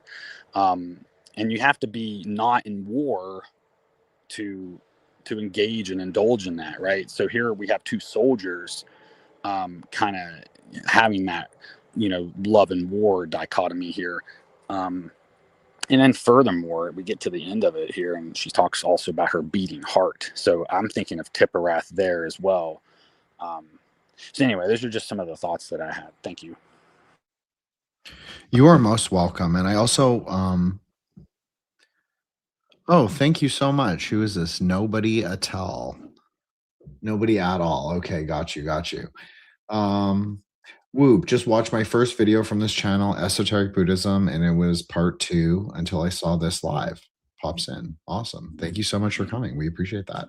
It's our second person. We're just a small channel. It's just unmonetized. I mean, yeah, we've had some episodes that have done really well, and I'm really proud of us and all the metamagical work we've done. But it's cool that people join us as we undertake this live. I mean, there's no script. We barely discuss what we're going to discuss until the episode really arises. And I think that's sort of what this cool nature of our show. It's like a bunch of high IQ, kind of autistic. Well, we're all pretty autistic spurgs, and we just kind of go for it, and we see where we can expand and explore the universe, metaverse together. So yeah, that's awesome. And thank you so much, Joshua, for saying that. I agree with everything you said. I think there's a lot of look, I think that the whole nature of the series, like I said, Earth in its blue green nature, but also has that gold. If you look at a topographic map of the Earth, it has like you look at one of those NASA maps where that shows the topography, like i.e. the mountains and all of that. Oh, Eros just popped in, so obviously maybe she. Sorry about that, Eros. Let's see. Somehow I'm in here. Oh, Yeah, twice. how does that That's very work? Gemini. I took you out. I took the other one out. So I let you have the one, but your mic sounds great now, or the audio sounds great. So It was your This digital is so twin, bizarre. Heroes. I don't know. I thought it was like, honestly, I thought it was Solski jumping in. I was like, what? We got a ghost. No, but I'm glad that you came back. But Eros, do you have anything you want to add to this before I go to something Frau Blocher said, which was the relationship with the mother? Because I think this is like a really fundamental part of what Hesed is, and like obviously understanding Jupiter. If you understand him as the sun, something Joshua said, like he's the sun in relation to Saturn. So if you understand it like this, a lot of the impediments to the sun, at least in the traditional sort of Kabbalistic and Hermetic way of looking at it, is that the mother is actually a big block to the unfolding of the sun, as well as the father. And this is obviously more true now. People more look at that kind of patriarchal force, and it's just one force, right? There's multiple polarities on the tree. It's just one force, but they tend to look at that specific force, that force of structure, that force of time. They tend to look at that as a very patriarchal, i.e., negative force, but it isn't really. It actually allows us to align with higher things. It just is a little harder to break away from because of its nature being rooted in materiality. There is something real about time. Now, what kind of time? Well, that is a question. Oh, and then also, what kind of structure? Is it a structure within something we were talking about today a lot between all of us? Was like the structure of capitalism. I know that's a crazy word. I can't believe we're saying that like live on YouTube. But yeah, we were talking about the nature of it and what it looks like. And is this the late stage? And what does late stage capitalism look like? Is that the right term for it even? And like defining the terms of debate. This is something that I think Solar said in the chat, but um, who we allow to define the terms of something, even in historical terms. I think this is also very Saturnian because it's like the definition of these terms in text, in written text. Who is the victor of the canon? It doesn't necessarily have to reflect the reality, right? So I'm going to present the mother as the sort of opposing force to both the daughter and the son, although to the son she isn't. Like if we look at Lee Adama, whose call sign, I couldn't think of it, call name, call sign is Apollo, so he is technically the most Kabbalist, Hasidic, sorry, he's the most Hasidic of the characters supposedly, or Tiferatic at least, which he's actually not. He's actually kind of an asshole. So his thing is he's really Geveratic. If you really understand who Lee is, he just doesn't see himself like that. He sees himself as Jupiter. Of course, Gevera and Hesed exist in dialectical relationship, but then I think you have to say this is a switched. This show is switched. Kara Thrace is Jupiter, so she is the archetype of Hesed, as I said. And then Lee Adama, who thinks he is Jupiter, he is actually Gevra or Mars. So which makes perfect sense, and that's totally fine. But I think that if you look at it through an Aeonic lens, the mother often is the impediment for the movement of Jupiter, whether it is the son or the daughter. Now, the son has different ways to maneuver around that, but the daughter doesn't, because the daughter is more, that is her example of like femininity and motherhood. So what she takes from that is like, just like Carathase. We'll just use Carathase as the example. Her mother's extremely abusive. She broke her fingers, like all 10 of her fingers. This was like a big traumatic flashback of Kara's in the series. You see her in these very cool Arthur Erickson apartments. This because it's filmed in Vancouver. I know where everything is. Kara Thrace breaks her mother breaks all her fingers because she's playing the song. She's not allowed to um she's not allowed to whatchamacallit, she's not allowed to bring up anything of her father. And interestingly enough, Kara Thrace's mother was in the colonial fleet, and she was like a medium ranked officer. She was actually like a relatively important person within the colonial fleet, like an officer, as I said. But she was like she was also a pilot. So the implication is that she fought in the first the first Cylon human war, and she was like well known for that as well. But anyways, so Kara Thrace's childhood was actually like very isolated and very much like mediated by this mother who was like a terrible and devouring mother. So I think that's interesting because that could be said to be Saturnian, but then there's also an element of that is Netzach, meaning that Netzach likes to keep herself in the fantasy. If you say that the mother is at Netzach, she likes to keep herself in the illusion of the world. So the illusion is that the father never existed. So that's a story that she makes Kara she reinforces Kara into this worldview where the father never existed, but the father did exist. The problem is that he disappeared one day, and we never have a resolution for why that is. I think I was trying to say this at the beginning, but he disappears. Just like this Daniel series was suddenly boxed. The Daniel series was boxed without any of the other Cylons' permission. It was just boxed at random by a brother Cavill. It didn't make it. There was no like, he didn't go about it in the traditional Cylon way of consensus democracy. He totally did like a fascist dictatorship. He made his own decision. So that's why I always felt like it aligned. Like Daniel's this guy, we can't really see his face. That's Kara's thing. We cannot see the face of the seventh Cylon. That is also a thing in the opera house when they're imagining. Okay, so I should have explained this a little better. So President Roslin, Sharon Valeri, Boomer, Caprica 6, Gaius Baltar, and someone else. I can't remember who. Oh, Diana Beers. They all are experiencing this shared dream of this opera house that is on Kobol. So it is like the opera house as it was like thousands of years ago. Okay, so they're experiencing this dream where they see Hera, supposedly the first human Cylon hybrid, supposedly, and we also see Daniel there, but nobody can remember what Daniel looks like. His memory has been erased. Just like I said, Cylons project their reality external to them. Whatever they imagine outside of themselves is what they see. It's just like Caprica 6 can imagine the ship as a very lush Vancouver forest or BC forest. That's often what she does. But and obviously the humans can't experience that are around her. Like you'll just be looking like you're just talking to Caprica 6, but she might be envisioning something else. So that's where the actual location you're talking to her at. So Cylons have this innate, we talked about this, ability of projection. So none of them, interestingly enough, the ones that should be able to remember what this Daniel looks like, none of them are able to remember because like at least 4 of those people that I listed are Cylons. It also makes sense because Kara also disappears. Sorry, spoiler alert, but she also disappears. There's no resolution really given for why she disappears, and there's no reason. They all suspect her of being a Cylon when she reappears, but the reality is that she goes into some kind of trans-dimensional space, and she comes back, and she is more able to guide the fleet than ever before. But that doesn't mean they listen to her, because they are okay. This is a great comment. The love that she shares with Adama parent-child is gorgeously done. Absolutely.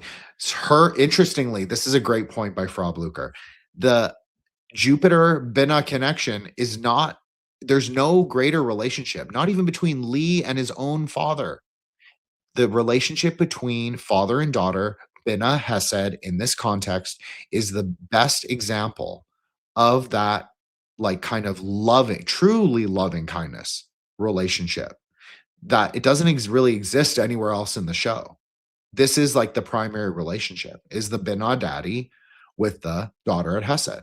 So it's a very, very interesting dynamic, and it is beautifully done. It is probably one of the most realistic relationships in the show because they actually hit each other once, even. I'm just saying, I'm not saying do that. I'm just saying they actually have like a very they have a very dynamic and sometimes volatile relationship, but it's actually like there's something very tangibly real about it, and there's something very you get invested in it. And I'm also always was invested. Like Captain Adama is my second favorite character. Kara Thrace is my first. I said this. I'm also a big Leoben fan. Like shout out for all Blucher. I also like Deanna Beers because I think she's crazy and manipulative and complicated. Those are my three top probably. But I really love that particular relationship. And we live in a world where the nursery rhyme has better epistemics than a course at university. Absolutely. I mean, that is the truth, right? Is that it's all about pop culture hermeneutics tend to be a lot better than the sort of living, well, we're calling it a living canon of philosophy. That doesn't mean any of us discard philosophy. Obviously, I tend to root my arguments in traditional Kabbalistic and Buddhist logic. Joshua tends to root his in biblical knowledge. Eros tends to root hers in sort of the Platonic and Neoplatonic dialectics and ideals. That's all great. We all have to draw from tradition. Oh, I don't know why Eros fell off again. My apologies, Eros, if that was me. I don't know if you dropped off or I took you off. I totally apologize for that. I didn't even notice till now. So I hope that was not a long time. She dropped and came back because okay, her mic was messed up. Okay, good. As long as I didn't do it and like I didn't do it with my mouse or something, then I don't feel so bad. Anyway, so yeah, I think that goes along with like what we've been saying this whole time. It's like Adama doesn't limit Kara Thrace as to what she should do because Kara Thrace doesn't listen to her daddy. That's not their relationship. She is the daughter who breaks all the rules. She even says it to him. She says it to him to his face. She says it to him kind of sheepishly. And he's like, oh, fuck you. I think that's what he even says. Something like that. Frack you. Sorry, frack you. Something about that. It's not, that doesn't mediate their relationship. It's not about the rules and the boundaries. It's that they tell each other their rules and their boundaries, and then they tell each other that they're not going to follow them and that they're going to do this XY thing. But when it comes down to the crunch or rolling the hard six, which is his line, right? That is Captain Adama's famous line throughout the entire series. I even put it on the poster, one of the posters or the title cards, one of the keynotes for this series, roll the hard 666. Because that is what Captain Adama says. He says you have to learn to roll the hard six, meaning that in the heat of the battle, sometimes you make a 180 because that's what their ships do. They're called Raptors. They like very much Aeon of Horus. If you think about it, like what is really a Raptor? A Raptor is a falcon. So that's very Aeon of Horus. I'm just saying. But anyways, he says roll the hard six because the Raptors are able to make 180-degree turns in space, whereas the Cylon Raiders are not able to do the same maneuver. The one thing that the humans have over the Raiders is that the humans are often better pilots, and their ships have this one capacity, like they're more potential. They get more maneuverability, but the Raiders actually have stronger. The guns are stronger, their firepower is stronger, and they're more sturdy. So they're like more technologically advanced, but the Raiders have this greater maneuverability as well as the people that in them are better pilots. So they have kind of both in a pro and a con, right? So I think that's really interesting, just in general. Just like there's like this kind of repeat relationship between Hasidic nature and the Bina nature. And it also makes sense in terms of like the whole overarching plot of the show. It's like humanity is searching for that blue green, again, that blue green planet in space, and they're basing it on text. But it isn't the text that brings them to the planet. It is actually the prophetessa, the prophet, who allows them to find the map again, because the map is not in the text. The map is not at Bina. The map is in the sound. The map is in the, everybody knows this is my favorite Sephra. The map is in the Hokmah. The map is in the space. It's in the sound. It's in the color. It's in the name, the Hod. So you have these multiple sort of like, it's all the things that break out of time.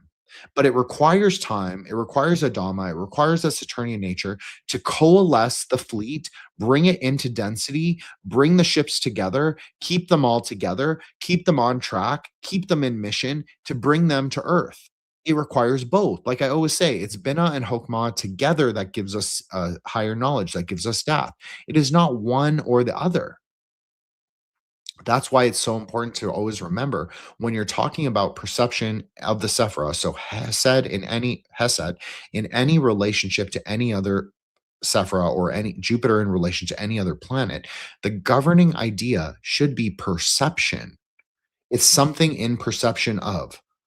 So like with Venus, that is being in perception of eternity, being in perception of the fortress, being in perception of the diamond, which can also be understood as beauty. I know that's the word most closely associated with Tiferet, but you can also associate with Netzach, because Netzach is also splendorous, just like the sun, illuminating, just like the sun, right? So that also goes along with that mother-son, that daughter-mother sort of configuration. And if you look at it from an Aeon of the Daughter perspective specifically, the mother is in opposition to the daughter. It just is. It's just the idea of like the Aeon of the Daughter, at least the way I've understand it and the way I explained it in the past, is that I believe that the mother is in direct opposition to the daughter. So people can understand that however they want, but I think it makes a lot of sense in Aeonic terms. I think the daughter would have a lot closer relationship with the father, even if he is like Adama is to Kara Thrace, even if he isn't her actual biological father, even if he just serves as a father figure, which is much more Bina-like, right? This is something a lot of pop astrology gets wrong, is they associate it with strictly the paternal figure, like the actual biological father, but that's not really what the King of Saturn is. He's actually the paternal force. That could be a lover, that could be a brother, that could be an uncle, that could be a totally unrelated relative. So I just want to point that out, is that there's something really fundamental about how this series unfolded. And just to go back to the Gayatri mantra, which we spoke of right at the beginning, she is kind of like, you could think of her as a kind of a daughter of Saraswati. She's not there permanently like Kara Thrace. She's only there to open the gate, the sluice. That's how it's even described in the Tantras. She opens the sluice gate of the mantra, meaning she allows the rivers of knowledge, that's exactly how it's described, the rivers of knowledge to flow from the mind of Shiva, which is considered to be at the moon, again, the crescent moon iconography, and it flows into his mind. It allows him to wake up and become greater time, to become Mahakala. So again, I think that I think everybody should look at this, this show in the Aeon of the Daughter framework. I think it makes a lot of sense like that. I think it makes the most sense. And again, she is the savioress of the series, regardless of what you think of her. And this also correlates to Hera. Hera also has a Hasidic quality. In the Tantric iconography, the daughter, the Vajra Kumari, who is more associated with Gevra, so more associated with Mars, but her partner is more associated, or her husband or consort is more associated with Jupiter. So the Vajra Kumara, the Diamond Thunder son. The Diamond Thunder daughter rides a peacock. The Diamond Thunder son rides a peacock. Blue, green, blue, green. You see, there's a reflexive Hasidic element to all of that. Hera also rides a peacock sometimes in the Hellenic mythologies. So to me, it makes a lot of sense. Hera is the progenitor of all of humanity in the series. She is the daughter that is directly related to all all humans and all Cylons that come later, which is implied to be us. That's the whole implication of the series, is that we're all descended from Cylons and we're all descended from humans because we're descended from this one singular Eve figure who is retconned, or I guess the Eve figure is retconned into Hera. So, and I just want to point this out, Hera is Eurasian. So something that a lot of people forget about this series, it is a Hyperborean series as well. Hera is half Korean, if we go by the actress of who plays Sharon Valerii. She's Korean. And Apollo. Oh, right. Not Apollo. Helio, or Hilo, excuse me, Hilo. That's his call sign in the series. Call sign Hilo. Hilo is actually biracial himself, but he looks really white. So we'll just go with that.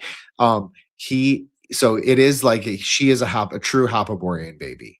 Oh, we'll just say that. Not only is she a Cylon human hybrid, she's also Eurasian, and she's also part Native American, if we go by the actor's ethnicity. So it's very interesting. Sorry, Eros, why don't you go ahead since you were off for a while? I apologize.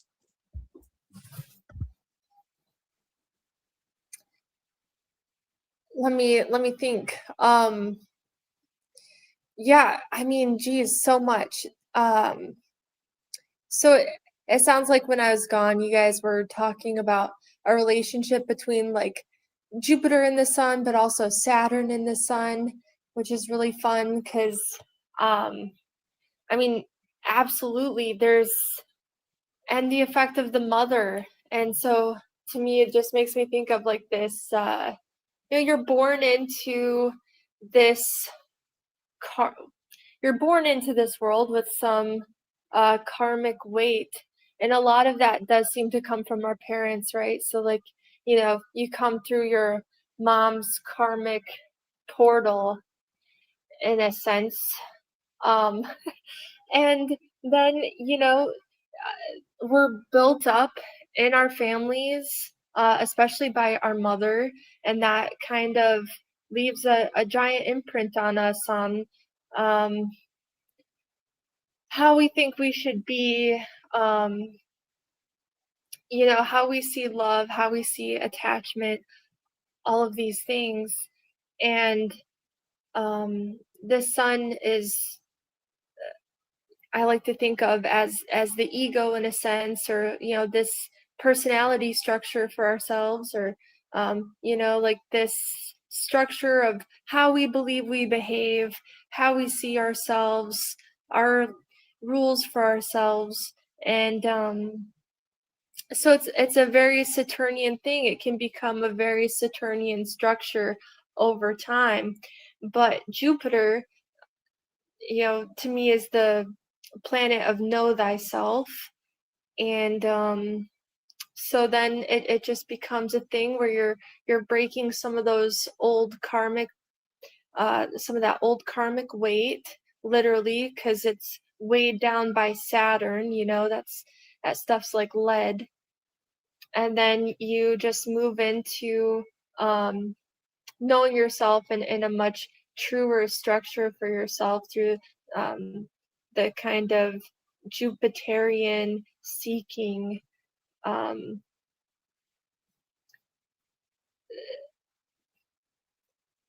That's all I had. No, that was great. I knew you would have insight into that relationship, like that, like the female polarities of the Saturnian, or not Saturnian, the planetary natures. I knew you would have personal insight into that simply because obviously you are a girl. It is easier for you to relate to than either Joshua or I. Not that we can, of course we can in our own way, but it's different, right?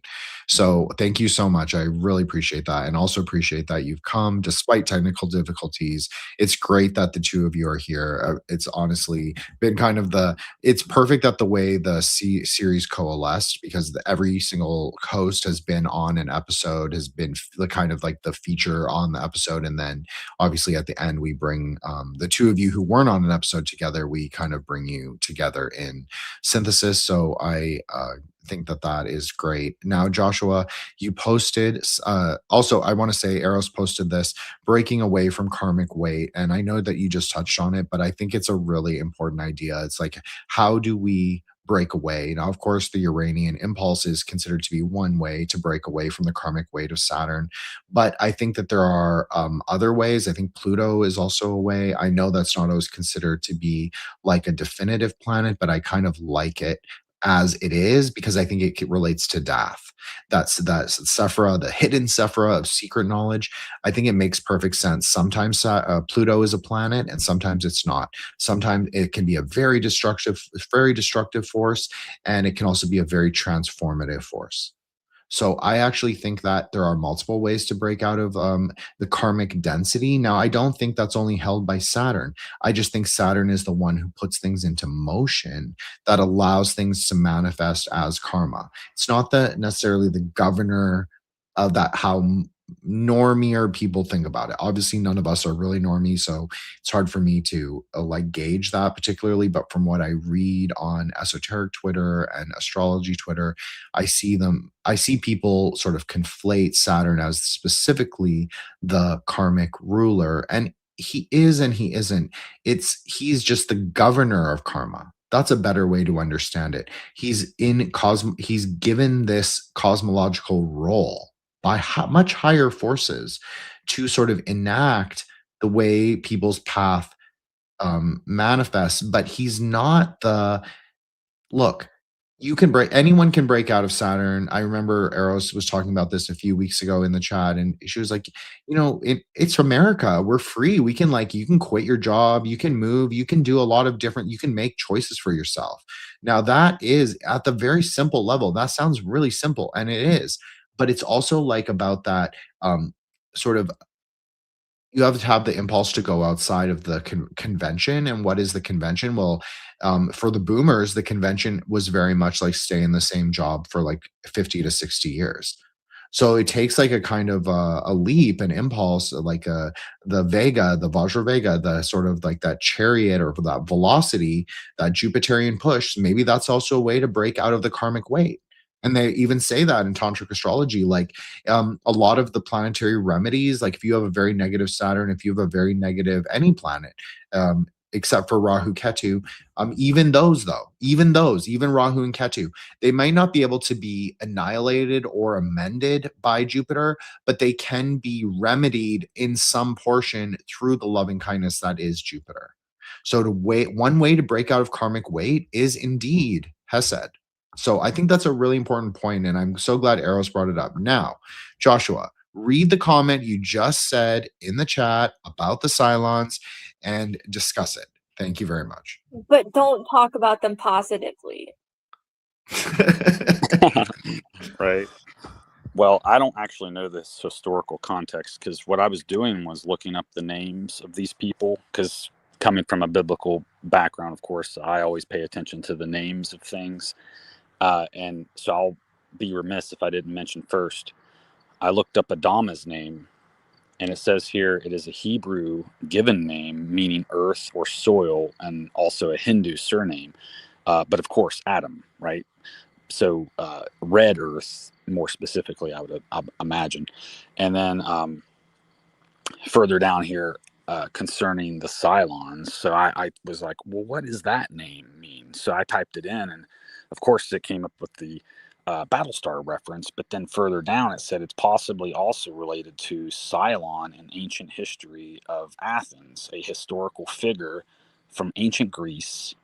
The time period would be 7th century BC, and the notable event concerns an attempted coup in Athens, known as the Cylonian Affair. And the background to this is concerning a noble and an Olympic victor, which would wear Apollo laurel leaf crown, by the way, an Olympic victor would, who sought to seize power with support from Megara. And of course, I think Megara might be in Turkey. But anyway, you probably know a lot more about all this stuff than I do. I just kind of stumbled upon it. Well, I don't know that much about this is an Eros subject, this kind of ancient Greek history, but I will say one thing quickly. That outer yellow ring of the eye of Jupiter that Karathrace drew, you could say, just like with golden topaz, right? just like with yellow topaz. You could say, because bay, what is bay laurel? If we give it a planetary correspondence, bay laurel is very much the planetary nature of the sun, which is also victory, which is also Netzach. Remember, I was talking about there is a deep relationship between Tiferet and Netzach. So one of the meanings for Tiferet is also victory, which is interesting, and people may find that interesting. But victory is in like an active principle, where Netzach is victory in a passive principle. So it's important to understand the difference between the two. But that golden ring, that golden halo outside, that is the planetary nature of Jupiter, that can also be said, as I mentioned, can also be said to be the Tiferet of Hesed. So just like the true, well, one of the ideas of Tiferet, the sun, is that its true nature is of Hesed, meaning of loving kindness or of Jupiter. Well, one of the ideas of the nature of Jupiter is that its illuminating quality, its quality of brilliance, of splendor, of the spark, is that is of Tiferet. Just like the metaphor I used last week of the sun shining upon the water. Now, that is just the heat being dispersed by the cool waters. But it's also a way to understand phenomenologically, at least, that interaction. So I think that's interesting because bay laurel is very much a solar herb, and it also has that Apollonic quality. But in many ways, it is blue green. And I think if you even look at the or the English translations of some of the Greek texts, I think they even preserve that translation, is that it's blue green. And if you look at the Garuda Purana, which is I think the largest body of herbal planetary correspondences in the whole Puranic canon. It might not be the only. It's not the only one, but it's one of the primary ones. The Markandeya Purana has a section on herbalism and planets as well, but the Garuda Purana is the one I'm the most familiar with. So it also lists the color and quality of bay laurel being blue-green, although it admits that it is Tiferatic in nature, meaning solar. It's talking about solar. It doesn't say Tiferatic, but that's how I understand the planets, as being the Sephirotic quality. But anyways, I think that's really interesting, and I think it goes a lot with what you were saying, and I think it also goes a lot with Hyssop. It's like, how do you understand what correspondence at what density? I think this is a common question. I think this throws a lot of people. And I think it's actually easy to understand once you start to see that there's a logic to the correspondences and a logic to the way things arise. And maybe the visual image is the best image. And so, like the golden ring, the golden halo. Okay, so you're saying, Jin, then that can exist at Jupiter. Yes, it does exist at Jupiter because we know there's a planetary density. Then we know that there's a Varasic density, meaning the hero, meaning in tantric astrology would relate it to a form of Vishnu. Then the blue quality, which would be related to the form of the Mahavira, which is Shiva, which is of the mind. And then you have the diamond thunder layer, which would be the Dakini, or the emptiness, depending on how you understand that. Now, there are actually 5 densities. And as you can see, there are flecks of black, as we discussed. So there's the interaction with the other qualities, or you could say this is the dragon quality. Now, we were talking about Nagas in the chat. Well, one thing where Rahu is said to be most exalted is in a position where he is in Jupiter, because of its nature to exalt all benefic qualities. So one of the more powerful places for Rahu to be is in a chart. Rahu and Ketu, actually. Ketu's natural position is at Mars. He loves to pretend he is the annihilation of physical things, but he himself is not physical. So he might promote the annihilation of things ideologically, but he is not being destroyed by physical things. He just likes things to be like him, which is in the spirit world. So that's what he promotes. When he is at Jupiter, he actually likes things to be in perception, because that's the first time he sees himself and perceives who he is in the world. He understands himself as the great dragon of the eclipse. So he understands himself as being there. So only when he fully sees himself as that thing that he actually is, can he move higher on the tree. That's one way to understand it. And I think it sort of goes along with what both of you were saying. And then Eros just said a great comment. Berry laurel is also associated with prophecy and protection from non-material beings. Yes, 100%. Just like we were talking about, the Book of Daniel, the magical, we'll call it the grimoire of magical dreams and prophecy in the Bible, whose verses you are supposed to recite while drinking specific herbal teas, so you will receive dreams and visions of prophecy, is directly associated with Jupiter. So bay laurel, even though it has a solar quality, maybe its primary nature is solar, it also has a Jupiterian quality. So there's a Jupiter nature that is associated with visions and dreams. Just like it with Tiferet, there can be an association with at least visions, at least prophetic visions. So this kind of, there's both. There's a reflexive nature. So I think that it's very dynamic, and I love how they changed up the archetypes, because they could have easily, because I think in the original series, Starbuck is actually a man. And I don't think he plays the same role that Starbuck plays in the Reimagined series. I think that's a very deliberate Aeonic choice. That's also why I will go on record fighting down hard. I will say, for the record, I believe it's her father is either Leoben or Daniel, but I lean strongly on Daniel. But I'm okay with the Leoben theory as well. That is a very popular theory among the fandom, but I actually prefer the Daniel theory, not because I like Daniel better as a character, but because I think it makes more sense to what they actually say in the show, and I actually think the writers were implying it. And I think what I think it scared Ron Moore to sort of retcon the idea of there being a human Cylon hybrid before the human Cylon hybrid that is sort of the focal point of the whole series. But I actually think that they should have, if it was my series, I would have leaned into that. I would have leaned into it, because it not only feels like a deliberate choice, it actually feels like the logical narrative conclusion. Because Kareth Race doesn't reproduce. Kareth Race doesn't live on Earth. Kareth Race doesn't set up shop with Lee, who is technically in love with her. Like, let's be clear, that is the whole, we didn't really touch on it, but the whole romantic relationship is Lee, Apollo, who really has a Geveratic nature, but believes he's Tiferet, or he doesn't even believe he's Tiferatic, although he does call himself fair and balanced, which is pretty libtard of him. But anyways, he is more martial in nature. Kareth Race is obviously Jupiter in nature. Of course they love each other. That's the most logical relationship that there is on the tree. But they're always in opposition too, which is also part of their nature.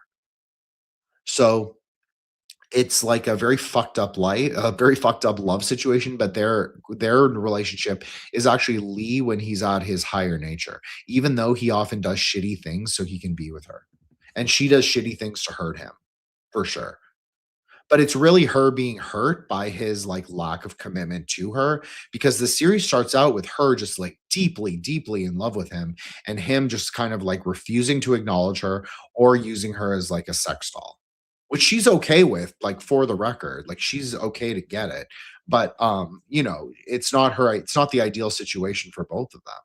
But like the writers could have totally retconned it, shut down the Daniel rumors, shut down the human Cylon hybrid rumors by having them get together at the end. But they didn't make that choice. They made the choice that she actually disappears. So she disappears a second time into the emptiness that is space, and we don't know where she goes. She takes her raptor, her ship, her chariot, her Merkaba, and she disappears into the multiverse. So and what does that have to do with prophecy? Well, that is the kind of the ideal of the prophet, right? That is Moses going to the top of the mountain and getting taken up into the chariot by God. This doesn't just happen to Moses. This happens to Elijah. This happens to Elisha. This happens to St. John the Baptist. I mean, there are multiple times in the extra canonical texts where these like prophets, and they're specifically the archetype of the prophet, and they're recognized as Jewish prophets, that they get taken up into the Merkaba and they get to journey the multiverse.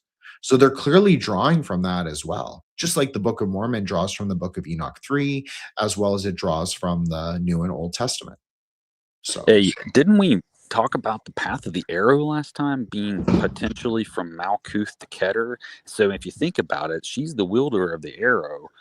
and that's how it ends for her. So she kind of does get raptured into the heaven, if you will. If you think about it, that's exactly what it is. So yeah, I agree.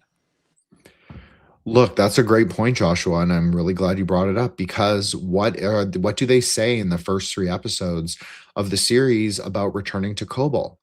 There always is a price to be paid when you return to Kobol, and the price is blood. That's a direct quote from the Scrolls of Pythia. Yes, I've watched the series enough to quote it.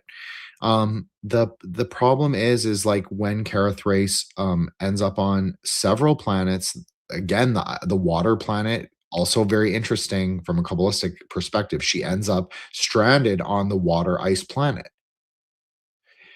But anyways, when she returns to Kobol, she never has to pay a price. So maybe to pay the price was like, that is where her story ends, especially for in terms of like the humans arc. She cannot, she doesn't belong to the realm of humans, nor does she belong to the realm of Cylons. Well, she's also She's kind very of something religious. else. So it would make sense if she herself recognized, oh wait, I didn't pay the price, and then so she paid the price herself. So in that sense, it's also very chesed, right hand path, like Christ, self-sacrifice or whatever. So yeah, thanks so much for expanding on that. That's wild. Yeah, I totally agree. And I think that the other fan theory is that she's an angel, which I also think makes sense, but I also don't think it makes sense, because to refer back to that shared dream at the opera house on Kobol, she's not part of that dream. She doesn't share in that dream. I don't believe she does. I might be wrong, and Flau Blucher can correct me, or Vanessa or someone else, but I don't think she is in the dream. So I just think that she I think that it makes most sense that she's a hybrid, and that her conclusion, just like her father before her, Daniel. Okay, so Frau Blucher saying Daniel for sure. I totally agree. It's Daniel for sure. I agree. It's the most logical conclusion by far, but I like the idea of it being Leoben, but they were just too scared to make a villain into the father of the savior. But Leoben, as we discussed, is not really the villain. He makes the right choice at the end. He sides with the humans. He sides with the Centurions. He sides with the Raiders. He does not allow Brother Cavill to take his religious mania with him and like draw the Cylons into this nihilistic war of never-ending reincarnation, never-ending samsara, like a holocaust of the humanity. He says no. He says there's something deeper. We are missing something. So say we all. That's right. He rejects the samsaric cycle. He rejects the dialectics. That is Leoben's best quality as a character. And maybe he can only do that because he's slightly the villain. Leoben cannot totally go with the normative sort of Cylon consensus reality. He has to be a little bit satanic, and he is. Well, I have a thought. There, Vanessa's saying, sorry, I just want to say what Vanessa said. Yeah, he is not, she does not share in the dream. There we go. Okay, so yeah, I thank you for clarifying that, Vanessa. Sorry, Joshua, please go ahead.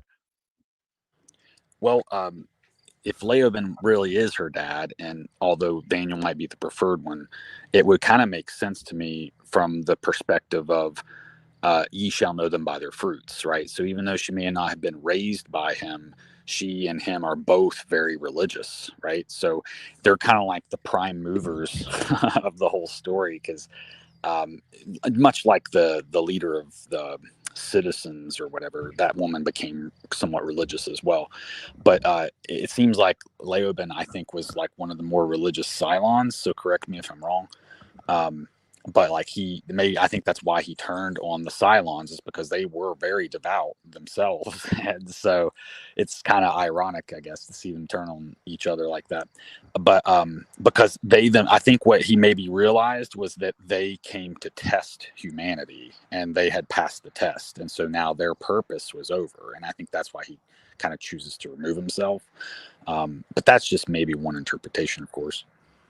No, you're totally right, because he even says that. I remember him sitting on the base star one of the I think a reincarnation ship, but it might have just been the base star. But he's sitting there and he's talking to a Caprica 6, a Deanna, and one of the 8s, maybe Sharon. And he says to them that exact thing that you said. It's like, we were there to test because he's not. See, the other Cylons are religious, and Caprica 6 is a bit of an extremist as well herself. So is Deanna. Deanna is like very complicated though, because she tends to she needs the experience right in front of her for it to be real. God doesn't really exist for her unless she's witnessing it at that exact moment. Caprica 6 relies on her like uber literalist faith, especially at the beginning, for it to be real for her. Even when she can't explain things and even when paradox arises, she still relies on that literalist interpretation of the world. Sharon Valeri she has too much interiority to be spiritual, meaning that she has no self-reflexivity. Leoben could be said to be the only one who is actually embodying of that Hasidic nature, meaning he is not actually religious. He's a mystic. He's the most spiritual of all the qualities. Here we go, Frau Blucher. Leoben does give Starbuck the time to realize her purpose and face her upbringing, albeit if it was as his captive. Exactly right. So this is what I wanted to say directly in response to you, Joshua, is that Leoben doesn't necessarily have to be her biological father, but he also represents a spiritual father. He's almost like a rabbi. That's honestly how you could think of him. And it would make sense. His name means the son of Leo, right? The son of the lion, like the prophet of Judah. You could say that.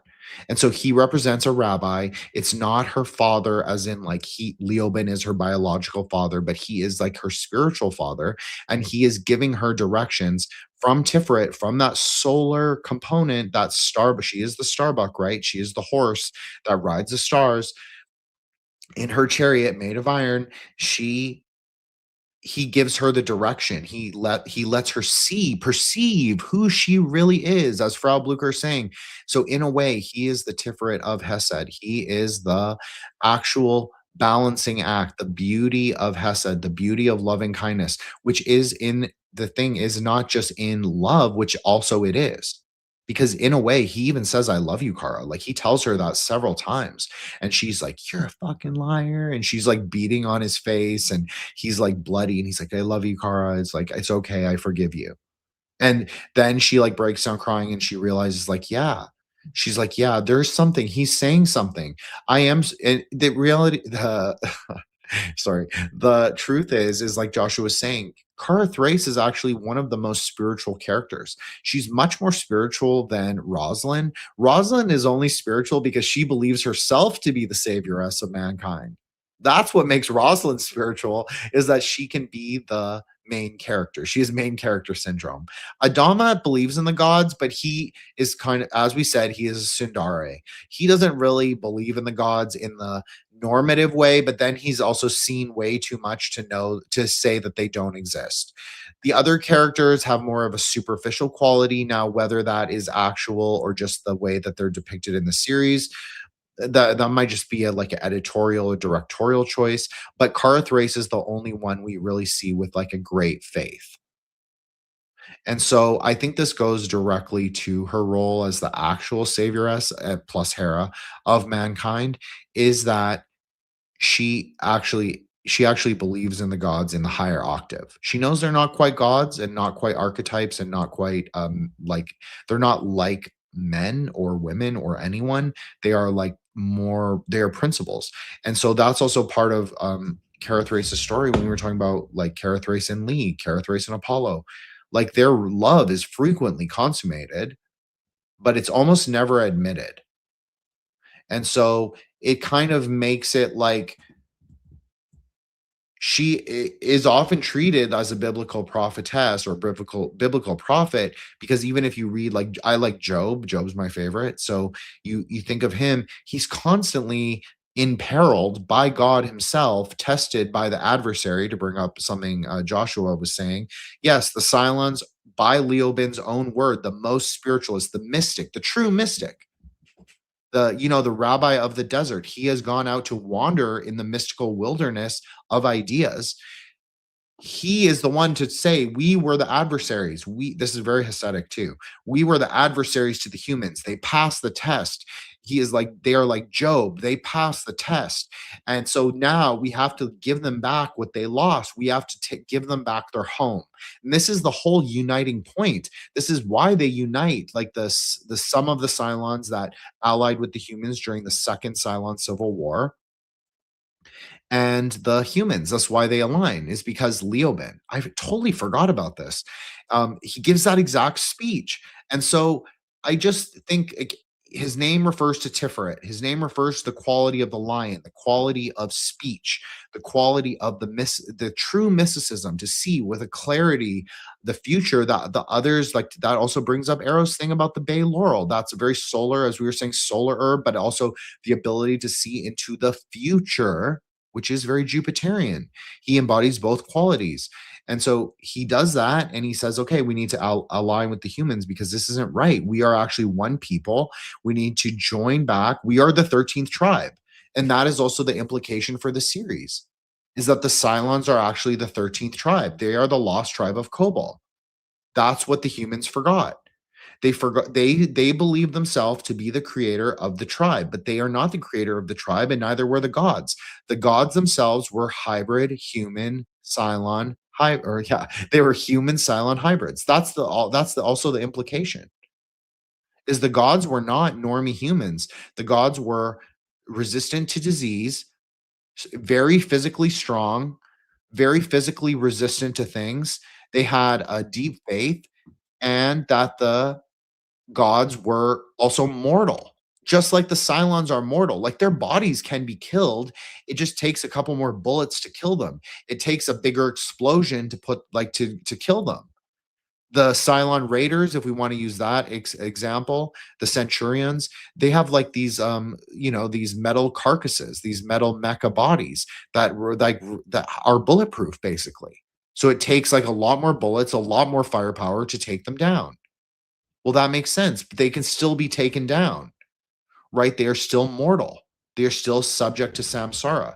So that's also like a lot about the series. It's like, what makes a Cylon 2? Like at the end of the show, the Centurions and the Raiders, the metal, like the more robotic, but they're also biological because they are the actual precursors to the humanoid Cylons, right? The idea is that they are allowed to go find their own destiny. They are actually not the 13th tribe. That group of Cylons, the robotic Cylons. The robotic Cylons are kind of in this third position. So they're allowed to go free and sort of they're allowed to leave their captivity and escape into the desert, you could say, or escape into space. So I think that's a really profound and interesting example that I never thought of before. But Leoben really is the true hero of the series, I think. Maybe. Joshua, do you have any thoughts on that? Yeah, man, because remember too that the Cylons in that form that you're talking about, although they may not be the 13th in the sense that they're not yet perfected, they're like an earlier prototype, and still yet Aliaxta, or hold on, Alia Iacta Est, the die has been cast, right? So like the daughter of the creator was the die that the Cylons were cast from, and then perfected later on to become the 13th tribe, as it were, perhaps, right? But they had this role to serve, God, God's design, whatever that might be. And of course, because this all revolves around Caprica in a sense, I think there's these Saturnian hints, to that sort of thing as well.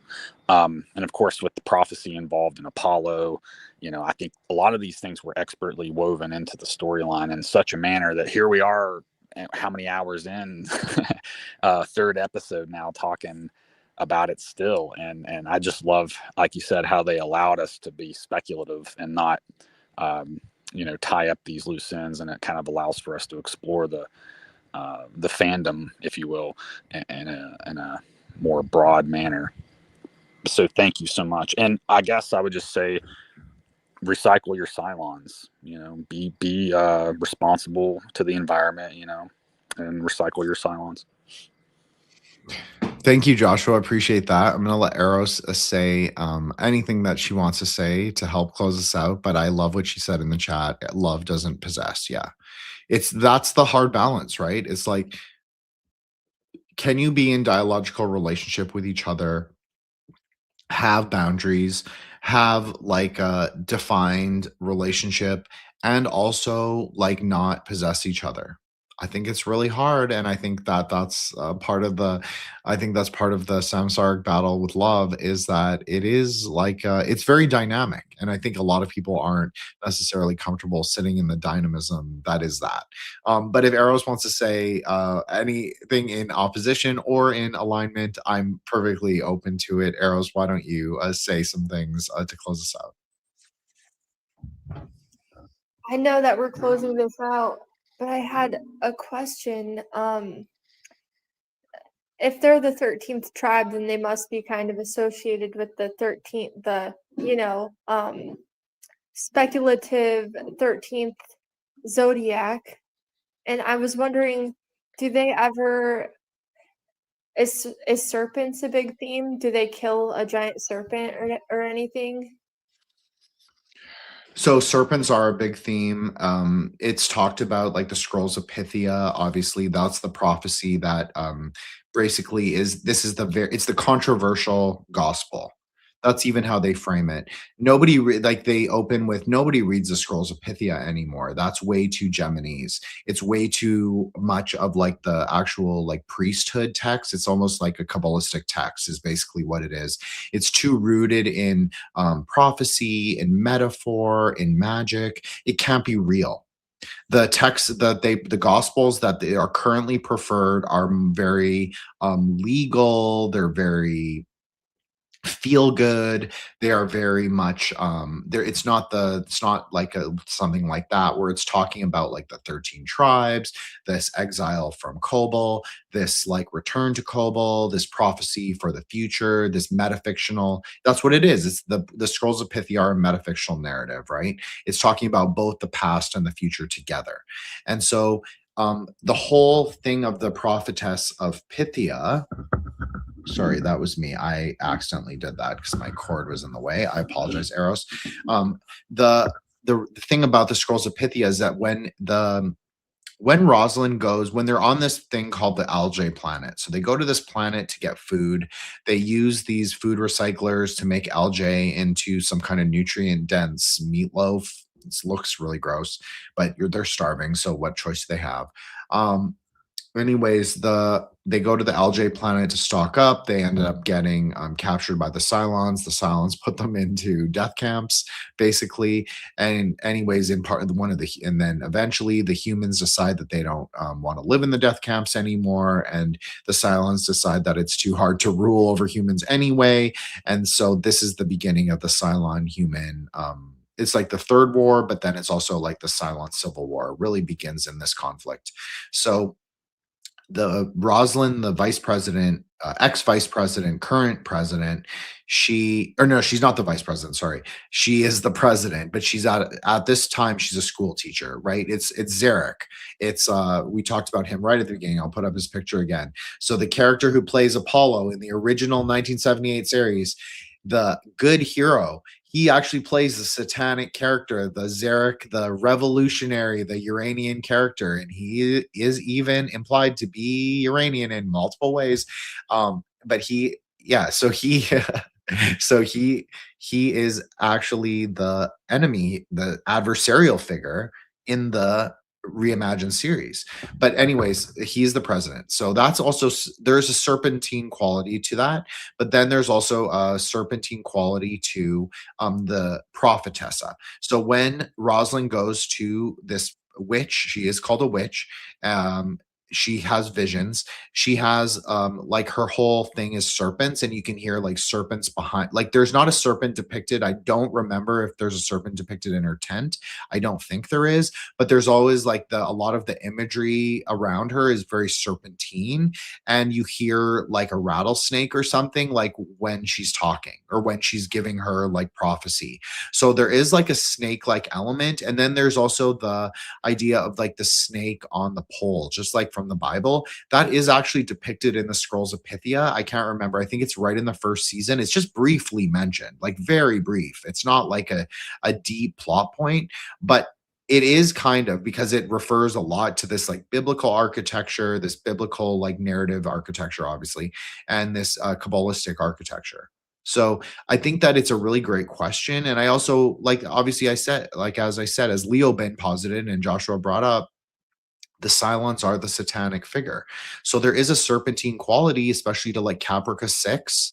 She's very much like a seductress. She's very much like the Babylon figure in her red dress. And then you also have Deanna Beers. Deanna is very much a serpent figure because she's extremely manipulative and she lies as long as it's in service to her greater goal. I'm not saying serpents are bad. I'm just saying that she does embody a serpent, and she's called a snake several times. So, sorry, I had to take a cough break. I would also, can you hear me? Yeah, sorry, Joshua, go ahead. Oh, pardon, I didn't know if I hit the right button. I would also add that as far as Ophiuchus is concerned, that's not actually the name of the figure. That is merely a description. The figure is actually a Shupula. It's a Greek name, a Shupulus or something like that. And he was a son of Apollo. So there we have a Asclepius. Yeah, there you go. Thanks. And that's the one serpent around a rod, not the two, which is a caduceus, which is usually associated with Hermes, right? So this is the symbol that we associate with medicine. And also there was a tradition of removing worms or parasites with a wooden stick or something. So they would wrap the worm around the stick, right? So that became the symbol for apothecary and, just healers, I guess, in general. But there's a story where Zeus kills him, I think because he was playing around with immortality or something. And because he was killed, Apollo then retaliates by killing the Titan that manufactures the thunderbolts for Zeus. So anyway, a little bit of lore there. Well, I'll let Eros like go on about Asclepius because I almost know nothing about this, but I know that they specifically mention multiple times in every single series that Asclepius is the higher octave of Apollo. I know that that is mentioned by Cara Thrace herself when they were talking about Apollo. Like the series does not go deep. Like we are going much deeper than the series goes into the kind of theology and cosmology of the Cylons. Like this unfolds, excuse me, over multiple seasons, over multiple episodes. So all the conclusions that are drawing is from the canon.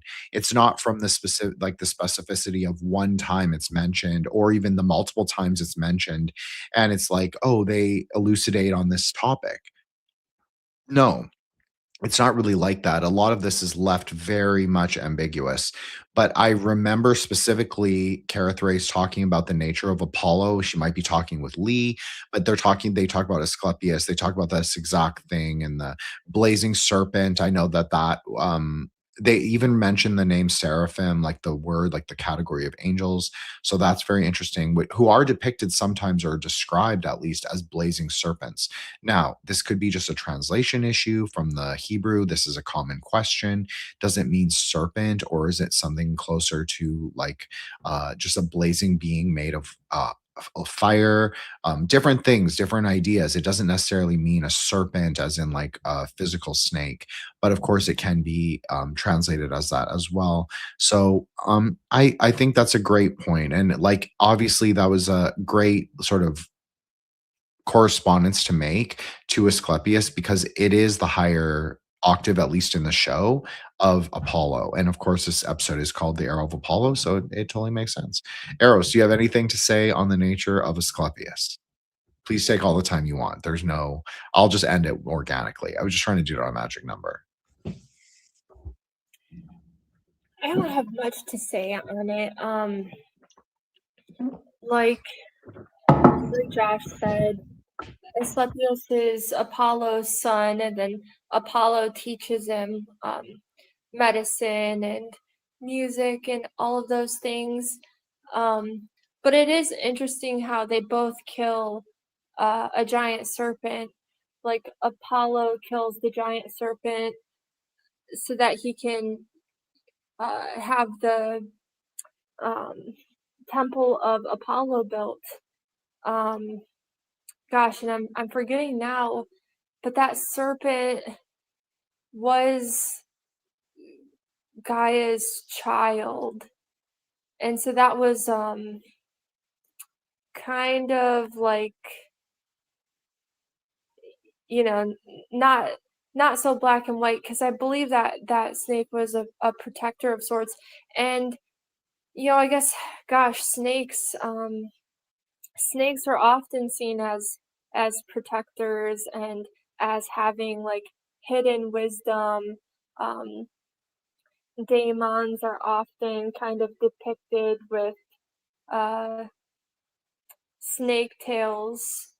And so it's kind of interesting because, especially when it comes to prophecy, that there is some of that hidden prophetic wisdom in snakes that I just think comes from more of like the kind of like the subconscious, which is strange that Apollo is associated at all with the subconscious, right? Since he's a solar god, but you can really see the solar as just this structure of consciousness, right? And so there's this structure of consciousness, and that structure just gets stored into our subconscious, and with that we have foresight, and we can build wisdom through kind of these patterns and intuitions, and that's very much prophecy in my opinion. And where was I going with this? And yeah, I guess I just thought that was interesting. I was going to say something, but I completely forgot. Well, don't worry about that. You can always jump in if you remember in the next 3 minutes. I'll say I agree with. Oh, sorry, Josh, go ahead. Oh, I had an afterthought I had about the Cylons themselves kind of being like golems in a way, how they only have the purpose given to them, and they're kind of animated too, because it's the letters emet,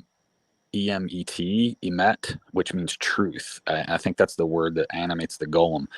And so because they're instilled with this like religious zeal, if you will, I think that is the animating purpose for them, and also maybe dovetails with the Leoben thing from earlier, where their purpose is intrinsically linked with the Pythian prophecies and all that. So I think in a way that's like they were only supposed to be used in a certain way for a certain amount of time, etc.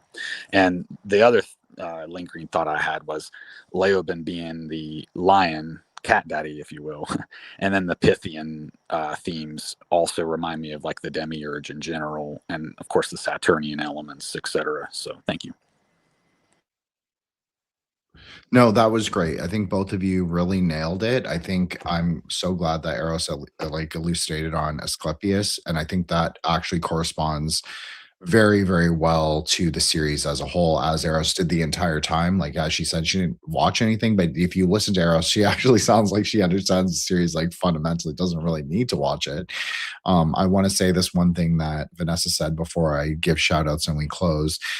Snakes are all over the podium when she first, right, her first vision is when Laura Roslin is giving her speech. She takes Kamala extract, as they call it, for the first time, and yes, she does see the snakes of Pythia all over her podium. So great memory, Vanessa. Thank you for catching that. I want to say I think this has been a super successful Grey Lodge Plus Ultra series. I'm really happy we did it. Watch all 3 parts, like and subscribe. The Grey Lodge at Threshold Saints, like and subscribe at Arrows Up on her YouTube and Substack. Like and subscribe to Solar, obviously on Threshold Saints, but also on his Substack.